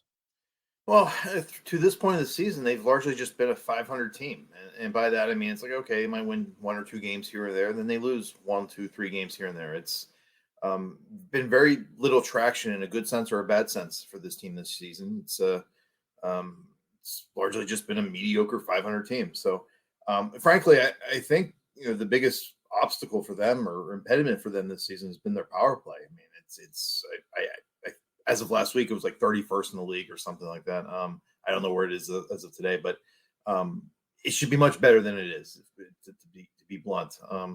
If this power play is even average, they're probably in a playoff position right now. I mean, they're otherwise a pretty good team, 5-on-5, pretty good team on the PK. It's just their penalty kill. Their power play has just been such a drag on them. It's not even that it's not even scoring goals. It's just most nights it's just sucking life out of them. It's offering momentum to the opposition. It's just been such a albatross for them most of the season, and It's not even that they should be even average. I mean, they should be a top 10 power play in the league when you think about some of the personnel they have. They've tried anything and everything. I mean, as of late, they've kind of split up into 2 units where Sidney Crosby and Jake Gensler are on 1 unit, and Evgeny Malkin and Erik Karlsson are on a 2nd unit. And they did gain a little bit of traction on Friday against the Winnipeg Jets there, and got 2 goals on the 5-minute major after Brendan Dillon hit Noel Acciari. But even last night against Minnesota, he goes 1 for 5 or 1 for 6. I forget the number off the top of my head, but the power play has probably been their biggest issue as far as them not being a power play, a playoff caliber team or a playoff position team as of today. Seth, we know nothing about a struggling power play here in Winnipeg because the Jets, they score, what would you say, guys, 3 or 4 power play goals every night. Obviously, I'm joking, Seth. The Jets are 1 for 30 in their last 30 power plays. So we know a thing or two about a struggling power play. But, I mean, we know that the Pens are going to be desperate tonight. I just wanted to kind of get away from, the playoff races here for a second and just talk about Marc-Andre Fleury's 1,000th NHL game because, I mean, I think I speak for most hockey fans. I mean, he's had a Hall of Fame type of career, right? And I saw Sidney Crosby presented him with the painting. We obviously know that Crosby and Fleury, Letang, Malkin, I mean, the old guard, they're very tight. But I guess just, how special was that for that to happen against the Penguins? And are you getting kind of I know this is plain speculation here, but are you getting the impression that, Marc-Andre Fleury might be a guy that, somebody acquires prior to the trade deadline? As far as, the occasion of Marc-Andre Fleury with the 1,000th game, I think that was by design. I think he played his 1,000th game on like December 31st or something. Sorry, you're right. You're right. But I think it was by design, just given his connection to the Pittsburgh Penguins, that they staged the event last night. But it was certainly seemed like a special occasion. I think the Penguins players before the game, meaning Crosby, Malkin, Letang, they presented him with a nice painting of some of his notable moments in Pittsburgh. That's a connection that still runs deep and will run deep well beyond their playing careers there.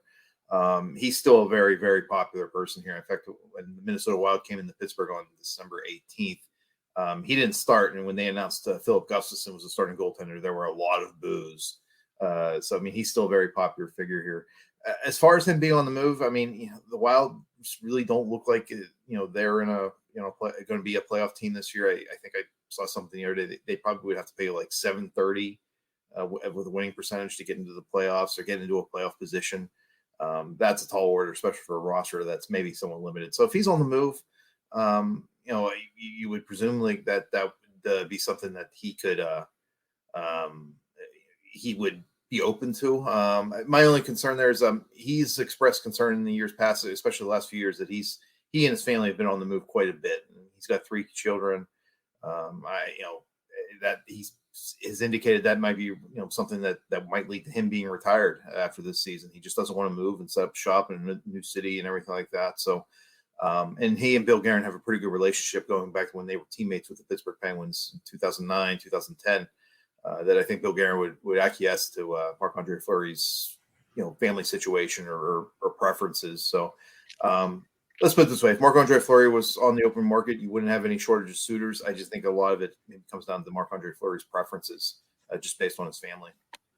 Seth, I have to ask you about Jansen Harkins. We saw him, obviously drafted by the Jets, saw him for years playing for the Moose. And then, of course, with the Jets a little bit, gets claimed by the Pittsburgh Penguins, and he's played 33 games, has 4 assists. How has he looked with the Pittsburgh Penguins this season? When they claimed him, I'll confess I wasn't very familiar with him, but he made a pretty quick impression in the preseason, played a couple of preseason games, was doing some things, helping contribute some offense, mostly, helping generate points, assists. He had this nice little play against the Detroit Red Wings in a preseason game where he, basically ticked them off and had 3 or 4 of them trying to beat him up and drew a penalty that led to a power play opportunity for the Penguins in the preseason. You're like, well, okay, wow, this guy's a neat little energy player, bottom 6. And it was pretty flat for the first 4 or 5 games of the regular season. And they sent him to Wilkes-Barre Scranton of the American League. And, when injuries kind of cropped up to the NHL roster, they brought him up. And it really, ever since then, I want to say maybe like mid-November, he's been a staple on their 4th line. For the most part, it's been with Noel Acciari and Jeff Carter. As of late, it's been with Colin White and Jeff Carter. But let's put it that way. He plays a fairly inert game. And I don't mean that as an insulting way. I mean, just a lot of nothing happens, good or bad, when he's on the ice. His possession metrics are in the black last I checked, albeit very slightly.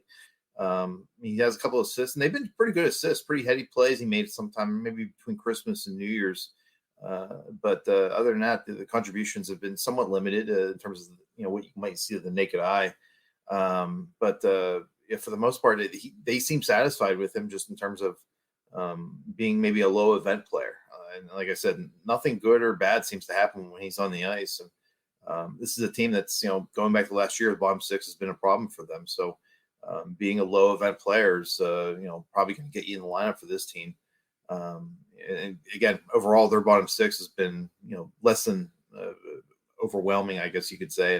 And Jansen Harkins, he's been adequate, I would say. I wouldn't say he stands out, but again, he's in the black when it comes to possession metrics, and that's something they do take a look at.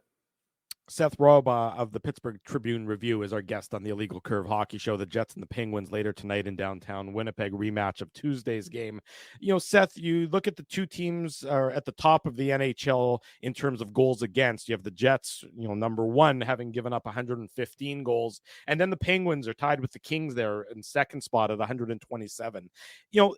This team, it's sort of weird. You look at sort of the raw numbers and you look at the stinginess in terms of the goals against, and it seems like they should be better than they are. Is the structure of the team, is it a defensive first mentality that is the driver of this team's success rate? I just don't, you don't necessarily think Pittsburgh and think defensive stinginess in your first thought process around this team. I think it's twofold. First, they're a team that's still heavy in terms of possessing the puck. I mean, when you have guys like Sidney Crosby, Jake Gensel, Erik Karlsson, Chris Letang, Evgeny Malkin, etc., you're going to have the puck a lot. And it maybe doesn't always translate to goals, particularly with regards to the power play, but the Penguins have the puck quite a bit. So I think that's one thing that's been working in their favor. And also, too, they made a significant investment into their goaltending this past offseason. Most notably, they re-signed Tristan Jarry to a 5-year contract. Kyle Dubas coming in as president of hockey operations and the GM. He had a pretty good talk with Tristan Jarry. Flew up to Edmonton to speak with him between the time he got hired and the time free agency period opened. And they decided to make a large commitment to Tristan Jarry there. On top of that, too, they bring in Alex Nedeljkovic, former Carolina goalie, former Detroit goalie, had 2 bad years with Detroit. They brought him in here on a 1-year deal for $1.5 million. And the idea was to have him basically, not necessarily just back up and not necessarily compete game for game, but be a kind of like a 1A goaltender who could push Tristan Jarry. And both goaltenders have been very good this year. There's some games here and there where both of them maybe look a little overwhelmed, but for the most part, this competition, if you will, has really, I think, helped and benefited both goaltenders throughout most of the season here. Tristan Jarry's he leads the league in shutouts now, I think, with 6. I think as a team they have 8 shutouts, which is, I think, a league best total. So they play okay defensively. I wouldn't say it's like a defensive first mentality. When you have Erik Karlsson on the ice, you're always going to be giving up offensive chances against. So, but just in terms of their puck possession, I think that's benefited. But also, they stacked up their goaltending position or improved it this past offseason. I'll even throw Magnus Hellberg, who came up for a few games back in October when Jarry and Nedeljkovic were dealing with some injuries to him. He stepped them. He's a viable veteran number 3 goaltender in this league. So the one thing maybe I can ask you guys this. We're talking about the Olympics coming up here in a few years, and they have this 4 Nations tournament coming up. Is Tristan Jarry Team Canada's goaltender? I look around the league and I don't know that there's many other Canadian-born goaltenders who would he's got to be in the conversation, Seth, right? Like, yeah. We've actually talked quite a bit about this year. I think it's undeniable that the U.S. has a big edge over Canada right now. You've got Connor Hellebuyck, Thatcher Demko, you've got Jeremy Swayman, and you've got Jake Ottinger, right? And right there, I think any one of those goaltenders honestly could be Canada's number 1 goaltender. For me, Adin Hill is in the conversation, but I absolutely think Tristan Jarry has to be in the conversation, Seth. And I honestly don't think enough people around the NHL are talking about how good the goaltending has been for the Penguins, because, as you know, it's been a weakness a little bit in previous years, right? Nedeljkovic has been great. Jari's been great. I mean, you just mentioned it, right? 8 shutouts. I mean, that's something, right? Like that's something that you have to give Jari and Nedeljkovic credit for how well that they've played, in goal for the Pens. Yeah, I think the big thing too for Tristan Jarry is he's healthy. I mean, he was not healthy really from New Year's Day on last season. I mean, he kind of famously left the Winter Classic in Boston with, I think it was like a hip or something like that. But it grew into other injuries because he was trying to compensate for it, and he really struggled down the stretch last season. That was one of the reasons the Penguins sort of slipped out of the playoff picture last year. So. Hey, there's still questions about him. He's never won a playoff series. He's never been healthy. He's only been healthy for one of the playoff series he ever played in. And he famously kind of flamed out in the 21 first round series against the New York Islanders, where he was just atrocious. But there's still some major questions about him as far as being a guy who can perform when it really matters. But he's had a pretty good rebound this season, just for a variety of reasons.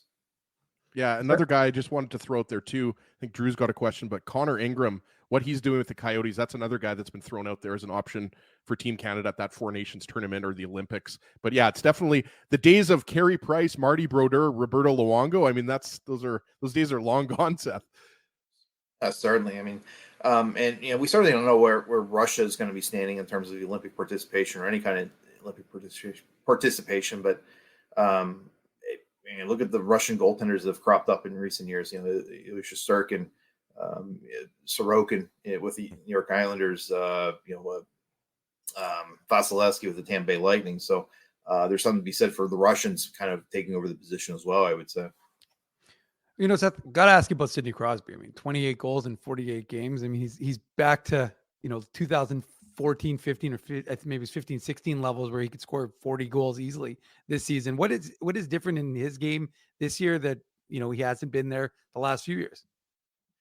I'm not sure there's anything different necessarily. And in fact, what he's doing this season is coming without, really a functional power play. Maybe he's a little better 5-on-5. He's a guy that, if he sees any kind of small deficiency in his game or something where he can improve, he'll work on it, fanatically. I remember early in his career, he would be a guy when he was 18, 19, 20. He was under 40% in terms of faceoffs, and he's worked at it maniacally. And now he's usually around 55, 56%. He might be one of the better faceoff guys in the league now that Patrice Bergeron is retired. So he's a guy that just he doesn't rest on his laurels. He doesn't just and that's such a cliche thing to say, but I mean, he's routinely one of the final guys off the ice, one of the final guys out of the dressing room. You'll see him a lot of times working with some of their younger guys or guys come up from Wilkes-Barre and working on little things. And he's a rank rat, and there's a reason he's the way he is. I mean, it's not by accident. He's not a guy I don't want to say he's not naturally gifted. He clearly is, but he supplements whatever natural gifts he has with just a fastidious approach to his craft, his vocation. So again, I don't know that he necessarily is doing anything different. It's maybe just status quo. He's maybe just getting some better results this year, but really the numbers he's putting up here offensively are remarkable too. When again, you think about this power play that they have that just is not very functional.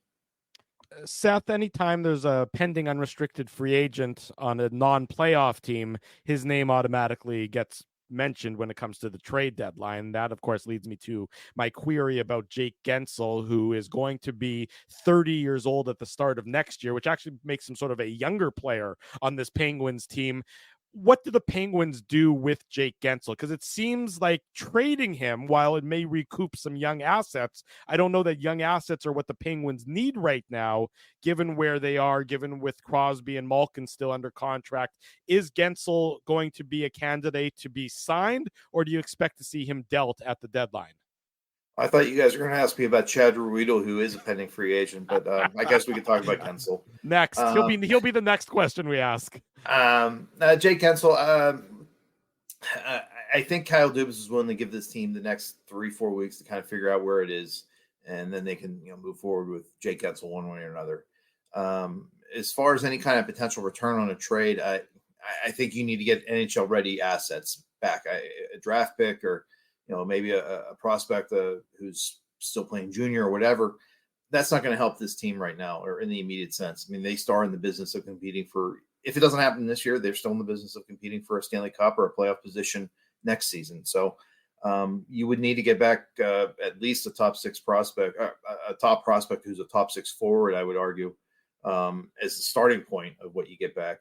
Because anything, long term, I mean, that's just that's not going to help this team. And hey, maybe there's something to be said for them maybe needing to start a rebuild, but just the way so many of their contracts are structured with no movement clauses, no trade clauses, they're locked in to be a competitive team right now, whether they're successful or not. I mean, they don't have much choice in terms of how these contracts are structured. And this goes back to when Ron Hextall was the general manager or when Jim Rutherford was the general manager. I mean, this is just how they are constructed. So the die has been cast for what they are for the next few years. That's not to say you can't trade someone on a no trade clause or no movement clause, but it's difficult. It's a little bit more difficult. So as far as, trying to re-sign him, I think he'd be willing, if he re-signs with the Pittsburgh Penguins, he'd be willing to take a bit of a haircut. I mean, guys like Crosby, Malkin, Letang have, maybe taken a little bit below market value in years past to keep this team together and keep it competitive so they can fill out other parts of the roster. So I think he values what he has here in Pittsburgh, not just because, he gets the opportunity to play with Sidney Crosby, but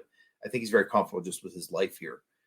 That said, if things fall through and he opts to go to the open market, I mean, I see William Nylander with $11 million there in Toronto. I mean, I would argue Jake Gensel's maybe even a better player than him, at least more productive. I mean, he's had a couple 40-goal seasons. He has a Stanley Cup ring.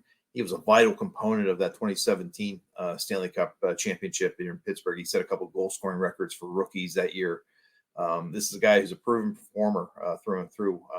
It may be a little bit of few concerns with health. I mean, he usually goes to the net, even though he's a smaller guy and he gets beat up quite a bit. But he's usually in there in the conversation for being a pretty steady 40-goal scorer. I'd have to imagine, if he's on the open market and, leaving the Pittsburgh Penguins, I would have to imagine he and his agent would be looking somewhere around $10 million a year. Well, and you mentioned Willie Nylander, Seth, and Crosby making 8.7. I think you could argue Crosby's a $13 million a year player. Like it's actually crazy. I mean, I obviously we know why he has that salary, but I mean, Crosby's still above a point per game player. So 8.7, I think to say that's a discount is an absolute understatement, right? One last question for you. Wanted to ask you about Jesse Puljujarvi. I read your article a couple days ago for the Pittsburgh Tribune Review about Puljujarvi. Obviously, made his debut against the Jets. He had that hip surgery. When that contract was signed in the offseason, I thought that was such a good signing by the Pens. And obviously, it's only been a few games, but what's the expectation for him, right? Because you forget he's only 25 years old, former It fourth better not be overall. offense. Well, no, I mean, you look at that third line, right? It's Rickard Rakell, Lars Eller, and Jesse Puljujarvi. Like on paper, that looks like a fantastic third line. And that's what I wanted to ask you, though, because I mean, it's the second half of the season. He's playing catch up a little bit, but it seems like Puljujarvi could play a big role in the Pens push for the playoff spot. Yeah, just a point of order. They actually didn't sign him until Sunday. This past Sunday, they brought him in. I December. thought they signed him in the offseason. No. I mean, he went the whole offseason after he had his surgery in June, and he went the whole offseason. Okay, and I stand corrected. Oh, good. He went well into the season without a contract, and the Penguins brought him in on a tryout like mid-December just to see what was going on, and really it was just more like they allowed him to kind of work things out, work his body out, rehab a bit, and then they had him sign a PTO with Wilkes-Barre Scranton. It started January, and he had like 9 points in 13 games and looked very good there at that level. So they made the commitment here on Sunday to sign him a 2-year contract at $800K a season. Starting out so far, he's been on the third line, as you mentioned, with Rickard Rakell, Lars Eller. I don't know how many third lines in the NHL have 3 first-rounders on it, but yeah, Penguins exactly. do at the moment. So it's very early, but you see some signs that he's a viable NHL player, and for them, I mean. Just having someone viable to be a bottom 6 option is a remarkable triumph, just given how little they've gotten out of their bottom 6 most of the season this year. So, and the game in Winnipeg, against Winnipeg on Friday, I mean, he made a dump in that I think it was Josh Morrissey ended up turning over, and Chris Letang, converted into the opening goal of the game. So he was slightly involved in the offense there. Possession wise, he's been in the black slightly in terms of shots against, shots in, shots for, and things like that. So. He looks comfortable in terms of his skating. This is a major surgery he had. I mean, he had hip resurfacing on both hips. Hips, as anyone who's ever been on a set of skates can tell you, that's a pretty important part of your kinesiology in terms of skating and things like that. So he looks good so far, all through 2 games. I don't know that they necessarily look at him as being the savior of this team or anything like that, but just being a contributor, being someone that can help you out in a forecheck and maybe help you out with a few offensive contributions from a bottom 6 role. They experimented with him a little bit on their power play the other day in practice when Evgeny Malkin was absent for a maintenance day. So I think they maybe have some thoughts of maybe using him there in that realm. So it's a very intriguing, addition to the roster, just given his pedigree as a top 4 guy, top 4 pick in the draft in 2016. I don't know that he's ever going to live up to those expectations. I don't think Penguins management has those types of expectations for him, but it's okay, Seth. Pierre-Luc Dubois hasn't lived up to them either, so had to get that in there because he was picked 3rd overall, right? Hey, this is a team that picked Ryan Whitney 4th overall, I think, way back in 2003 or 4 or something like that. So we're used to but he's got his own drink though. He's good. That's true. That's something to hang your hat on, I suppose. But Jesse Puljujarvi, again, intriguing option. It's very early here, but so far I think they've been satisfied with him through the first 2 games here so far. Speaking of your own drinks, next time you're in town, Seth, we'll have to take you out for a couple of those illegal curve lagers that Dave's pointing to behind him there. The beautiful curve lager. Yeah, twist your arm. Exactly right. It will, and even more so, we'll buy. So there you go. That makes it even more enticing. That's the key part of that, Seth. We'll buy. You don't have to pay for them. Seth Rorabaugh, Pittsburgh Tribune Review. Thanks so much for joining us this morning. Great to see you. You'll have coverage of tonight's Jets-Penguins game in that fine publication. Thanks again, Seth. Appreciate it, guys. And once again, congratulations. Appreciate it. Take care. Seth. Seth Rorabaugh joining us this morning on the Illegal Curve Hockey Show. Great little Saturday morning, if I don't say so myself. And of course, it'll be a great little Saturday night after the Jets and the Penguins. Win or lose, it's always great when we can spend time together here on the Illegal Curve YouTube It's not must channel. win, boys. It's pretty close. Can't lose. It's can't lose. Fair enough. I Put on your antlers. It's time for the Minute Moose Minute on the Illegal Curve Hockey Show.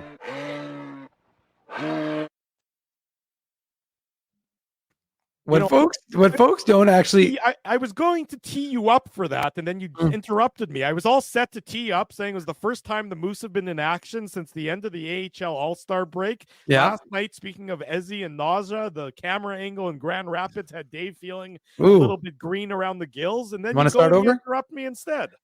Well, I will say that as much as I love doing the Minute Moose Minute, I think I love when Ezzy or I randomly play the bumper and then you watching your reaction, which unfortunately the folks in the chat don't get to see, but watching you see the little veins in Mendel's forehead. You can just see them bubbling. So I won't go too long today. The Moose were in action yesterday against the Grand Rapids Griffins. They, of course, had Axel Jonsson-Fjällby in the lineup. He was, cleared waivers earlier this week, so he was able to make it to Grand Rapids. He was in with the Moose and Thomas Milic. He got the start. He won 3 of the 4. He had 3 of the 4 wins that they picked up in the 5 games preceding the All-Star break, giving the Moose a little bit of a bump, pushing them back into the playoff conversation. But things didn't get off to a great start. It was an interesting start. Audio-wise, unfortunately, we had to listen to the Grand Rapids audio. We didn't get a chance to listen to Daniel Fink. Grand Rapids has some very good play-by-play guys. Although it was funny because I texted the Moose guys because at one point their audio was live, like during the commercial break. So he's like, "Oh, hey, how are your kids? Are they this kid?" I'm like, so I texted one of the Moose guys. Hot mic. Well, I texted, as you know, obviously we've done that back in the day a few times. But so I said, I texted the Moose guy. I'm like, you swore on air 2 weeks ago. Yeah, that's true. But I texted the Moose guys. Yeah, but we're not on commercial radio anymore, Drew. Exactly, we can do that and get away with it. Yeah, you swore on commercial radio also. So anyway, so I was like, do they know that they're on? He goes, well, yeah, I sent them a note. They don't seem to care. I'm like, all right, because like literally they could go to commercial break. But anyways, the Moose found themselves down 3-0. Gave up. It was 2-0 after 40. Gave up a goal early in the third period to be down 3-0. And you're like, okay, well, here they go again. Thomas Milic was playing real well, as I was just alluding to. And but then they started to fight back. Christian Reichel, nice goal, his 10th of the season. It's amazing because I think he's got 5 goals in his last 7. And he hadn't scored for majority of the season. So nice to see him kind of get things going for the Moose. And then Nikita Chibrikov with the nice assist, probably the nice assist of the game by Michael Hutchinson, the Grand Rapids goaltender, of course, former Moose Jets goalie, who behind the net tried to pass it out in front. And for some reason, didn't see Nikita Chibrikov skating right across his field of vision. So Chibrikov intercepted that, put it into the empty net. That was his 14th goal of the year. That came 10 seconds after Christian Reichel's goal. And then I think it was about a minute and 56 seconds later or so, Dawson Barteau, the Manitoban, he blasted home his third of the season to make it a 3-all game. The game would need extra time. Nothing was solved in overtime. Milic was very good in overtime. And then they decided to go on a 10-round shootout, which is not the longest. I was talking with the Moose guys. I think the longest was a 12 or 13 rounder against Texas a few years back. But 10 rounds is pretty significant. And in the third round, and if you haven't seen it, we've got it on our YouTube channel. I posted it last night. We've got it on our Instagram. I see Dave on my Twitter. Nikita Chibrikov scoring in the third round and then silencing the crowd. He had to score because Grand Rapids had scored on one of their first 3 shots. So Chibrikov was the third shooter for the Moose. He scored. And then after he scored, he made the little silencing motion, which was very funny. Very cold celebration. That was critical. Then Ville Heinola in the 5th round. You can't silence the crowd unless it's a game winner. The know. shootout went 7 more rounds after that. I understand, but they were booing him. Silence the crowd. Yeah, he silenced them. He did. And anyways, He's the a point is that silencer. he's a silencer. So he then Ville Heinola in the 5th round, he had to score, and he did. So he extended the shootout, and then Did he silenced the crowd? He did not. He was just more accepted that he scored the goal. He's got a few more years on Chibrikov. So Heinola just accepted that he scored, and then ultimately they went to the 10th round where Grand Rapids scored. The Moose did not. So they fall in a shootout, but they earned themselves a point, and they've got 9 points in their last 12. So that's a good little run for the Moose, and they'll be back in action tonight at 6:00 against Grand Rapids to finish this portion of the road trip off, and then they go off to Calgary to play the Wranglers, I think Tuesday and Thursday or Tuesday and Wednesday. There you go, Dave. Sorry, Drew, if I could just say one thing here about Thomas Milic, because Dave mentioned, Milic was excellent last night. Let's not forget that he's 20 years old. Mm-hmm. And when we were talking about the Jets drafting him, what did we talk to? I think you asked Craig Button, or you might have asked Stephen Ellis, Dave, I forget, in the before the draft. Like a lot of the, I guess the knocks on him were being an overager with the Seattle Thunderbirds, right? Mm-hmm. A little bit smaller. Milic just plays well at every single level. So all I wanted to say is I'm not saying that Thomas Milic is going to be, playing for the Jets next year. Yeah. Just keep an eye on Milic over the next 2 or 3 years, because all the guy does is win and play well. And I don't think a lot of people thought Milic, what has he played, 9 games now for the Moose, Dave? Yeah. 8 or 9 games? Something like all that. I'm saying is, just remember, he's 20 years old. This guy's going to be, a pro goaltender for a long time. That's all I'm saying. Yeah, that's all Ezzy's saying. You're right, though, Ezzy. It's something to keep a close eye on Thomas Milic and his impressive play so far for the Manitoba Moose in the start of his pro career. Dave will have coverage, of course, of everything Moose related here on the Illegal Curve Hockey Show, the Illegal Curve postgame show with the Minuk Moose Minutes, and as well on illegalcurve.com. I just realized Colby was as an aside, Colby was at our photographer and he's technically now our videographer, was actually at Canada Life. So, I mean, we could have actually played Rick Bonus's morning media availability, but now that Colby recorded it, we'll have it on the pregame report, which is live on illegalcurve.com. Do I need to remind you what's happened every single time we've tried to play the video so far this year on the show? It's where Colby, it hasn't worked at all. Colby has put in some extraordinary work and bought a lot of equipment in order to make this work for us. So, well, let's hope that we'll have that issue resolved, but we'll see another time. But what he may be able to do is, what Ezzy and I might even test it out tonight, is we could invite him into the StreamYard, and then we'll simultaneously live stream it while also recording it. Look at us juggling. We got so many balls up in the air. It's amazing what we can do. Let's be realistic. None of that's going to happen. None of that's going to work. But anyways, whatever. We'll give it a shot. Okay, one sentence from each of you. Super Bowl predictions. Get them on the record. It's the game's tomorrow. It's the Chiefs and the 49ers. If you don't know, who wins, Dave? How do I know? I don't watch football. Ezzy, who wins? Taylor Swift. KC. Dave's going KC. Ezzy's going Taylor Swift. I'm also going to 27-24. Okay, there you go. Dave's even given us the prediction. Taylor Swift. Taylor Swift is who Ezzy is. And does it even matter who wins? Like, I just want to see Usher and Little John. I just want to have my snacks. And I think the bigger question is, doesn't Taylor Swift have a concert in Japan? and she's got to fly from she's in Japan Today. She's to in Vegas. Tokyo. Like, let's just hope that she makes it there. But you know what? I have an uncle. He lives in Arizona now. My uncle Billy. He used to live in San Francisco. Obviously, beautiful city. He used to send me 49ers merchandise, so I was always a bit of a 49ers fan. So I'm going to go 49ers. I don't know. Let's go 21-17.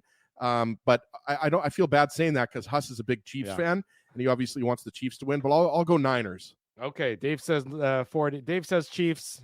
As he says 49ers, I say Chiefs as well. I don't want Huss mad at me. Big thanks to everybody for joining us this morning. Actually, hold on. It's Hustler's birthday. Happy birthday, Hustler. Yeah, there you go. That's Happy right. 21st birthday, Huss. Double that maybe, and you're getting a little bit closer. Big thanks to all the sponsors of Illegal Curve who make the Saturday show, the post-game show, and the website a possibility. Our friends at Rumors Restaurant and Comedy Club, Grid Park, use code Illegal Curve to park for free. Linden Market Dental Center, Zappia Group Realty, Betway, Tough Duck, Boston Pizza, Seagram's, Rolly's Transfer, and of course Farmery Beer. Support these fine businesses because of their continued support of Illegal Curve Hockey. The Jets and the Penguins later on this evening around 6 o'clock thereabouts. Coverage all day long on illegalcurve.com, and then after the game, the Illegal Curve post-game show back here on our YouTube channel. Be sure to join us if you haven't already done so. Subscribe to the channel, smash the like button, and tell your friends, tell your family the best place to be each and every Saturday morning, and after each and every Winnipeg Jets game is here on the Illegal Curve YouTube channel. Big thanks to JP Vijay. Big thanks to Seth Rorabaugh. If you missed either of those interviews, the immediate replay is on the YouTube channel. And of course, the podcast will be available shortly. Big thanks to all of you for joining us tonight here or this morning on the program. For Dave Minuk, for Ezra Ginsburg, I'm your host, Drew Mandel. If it's Saturday, it's the Illegal Curve Hockey Show live on YouTube and all of our social media platforms. Shake it off. Shake it off. Thanks for listening to this broadcast from Illegal Curve Hockey. For more great Illegal Curve content, subscribe to the Illegal Curve YouTube channel, follow at Illegal Curve on Twitter, Facebook, and Instagram, and visit your online home for hockey in Winnipeg, illegalcurve.com.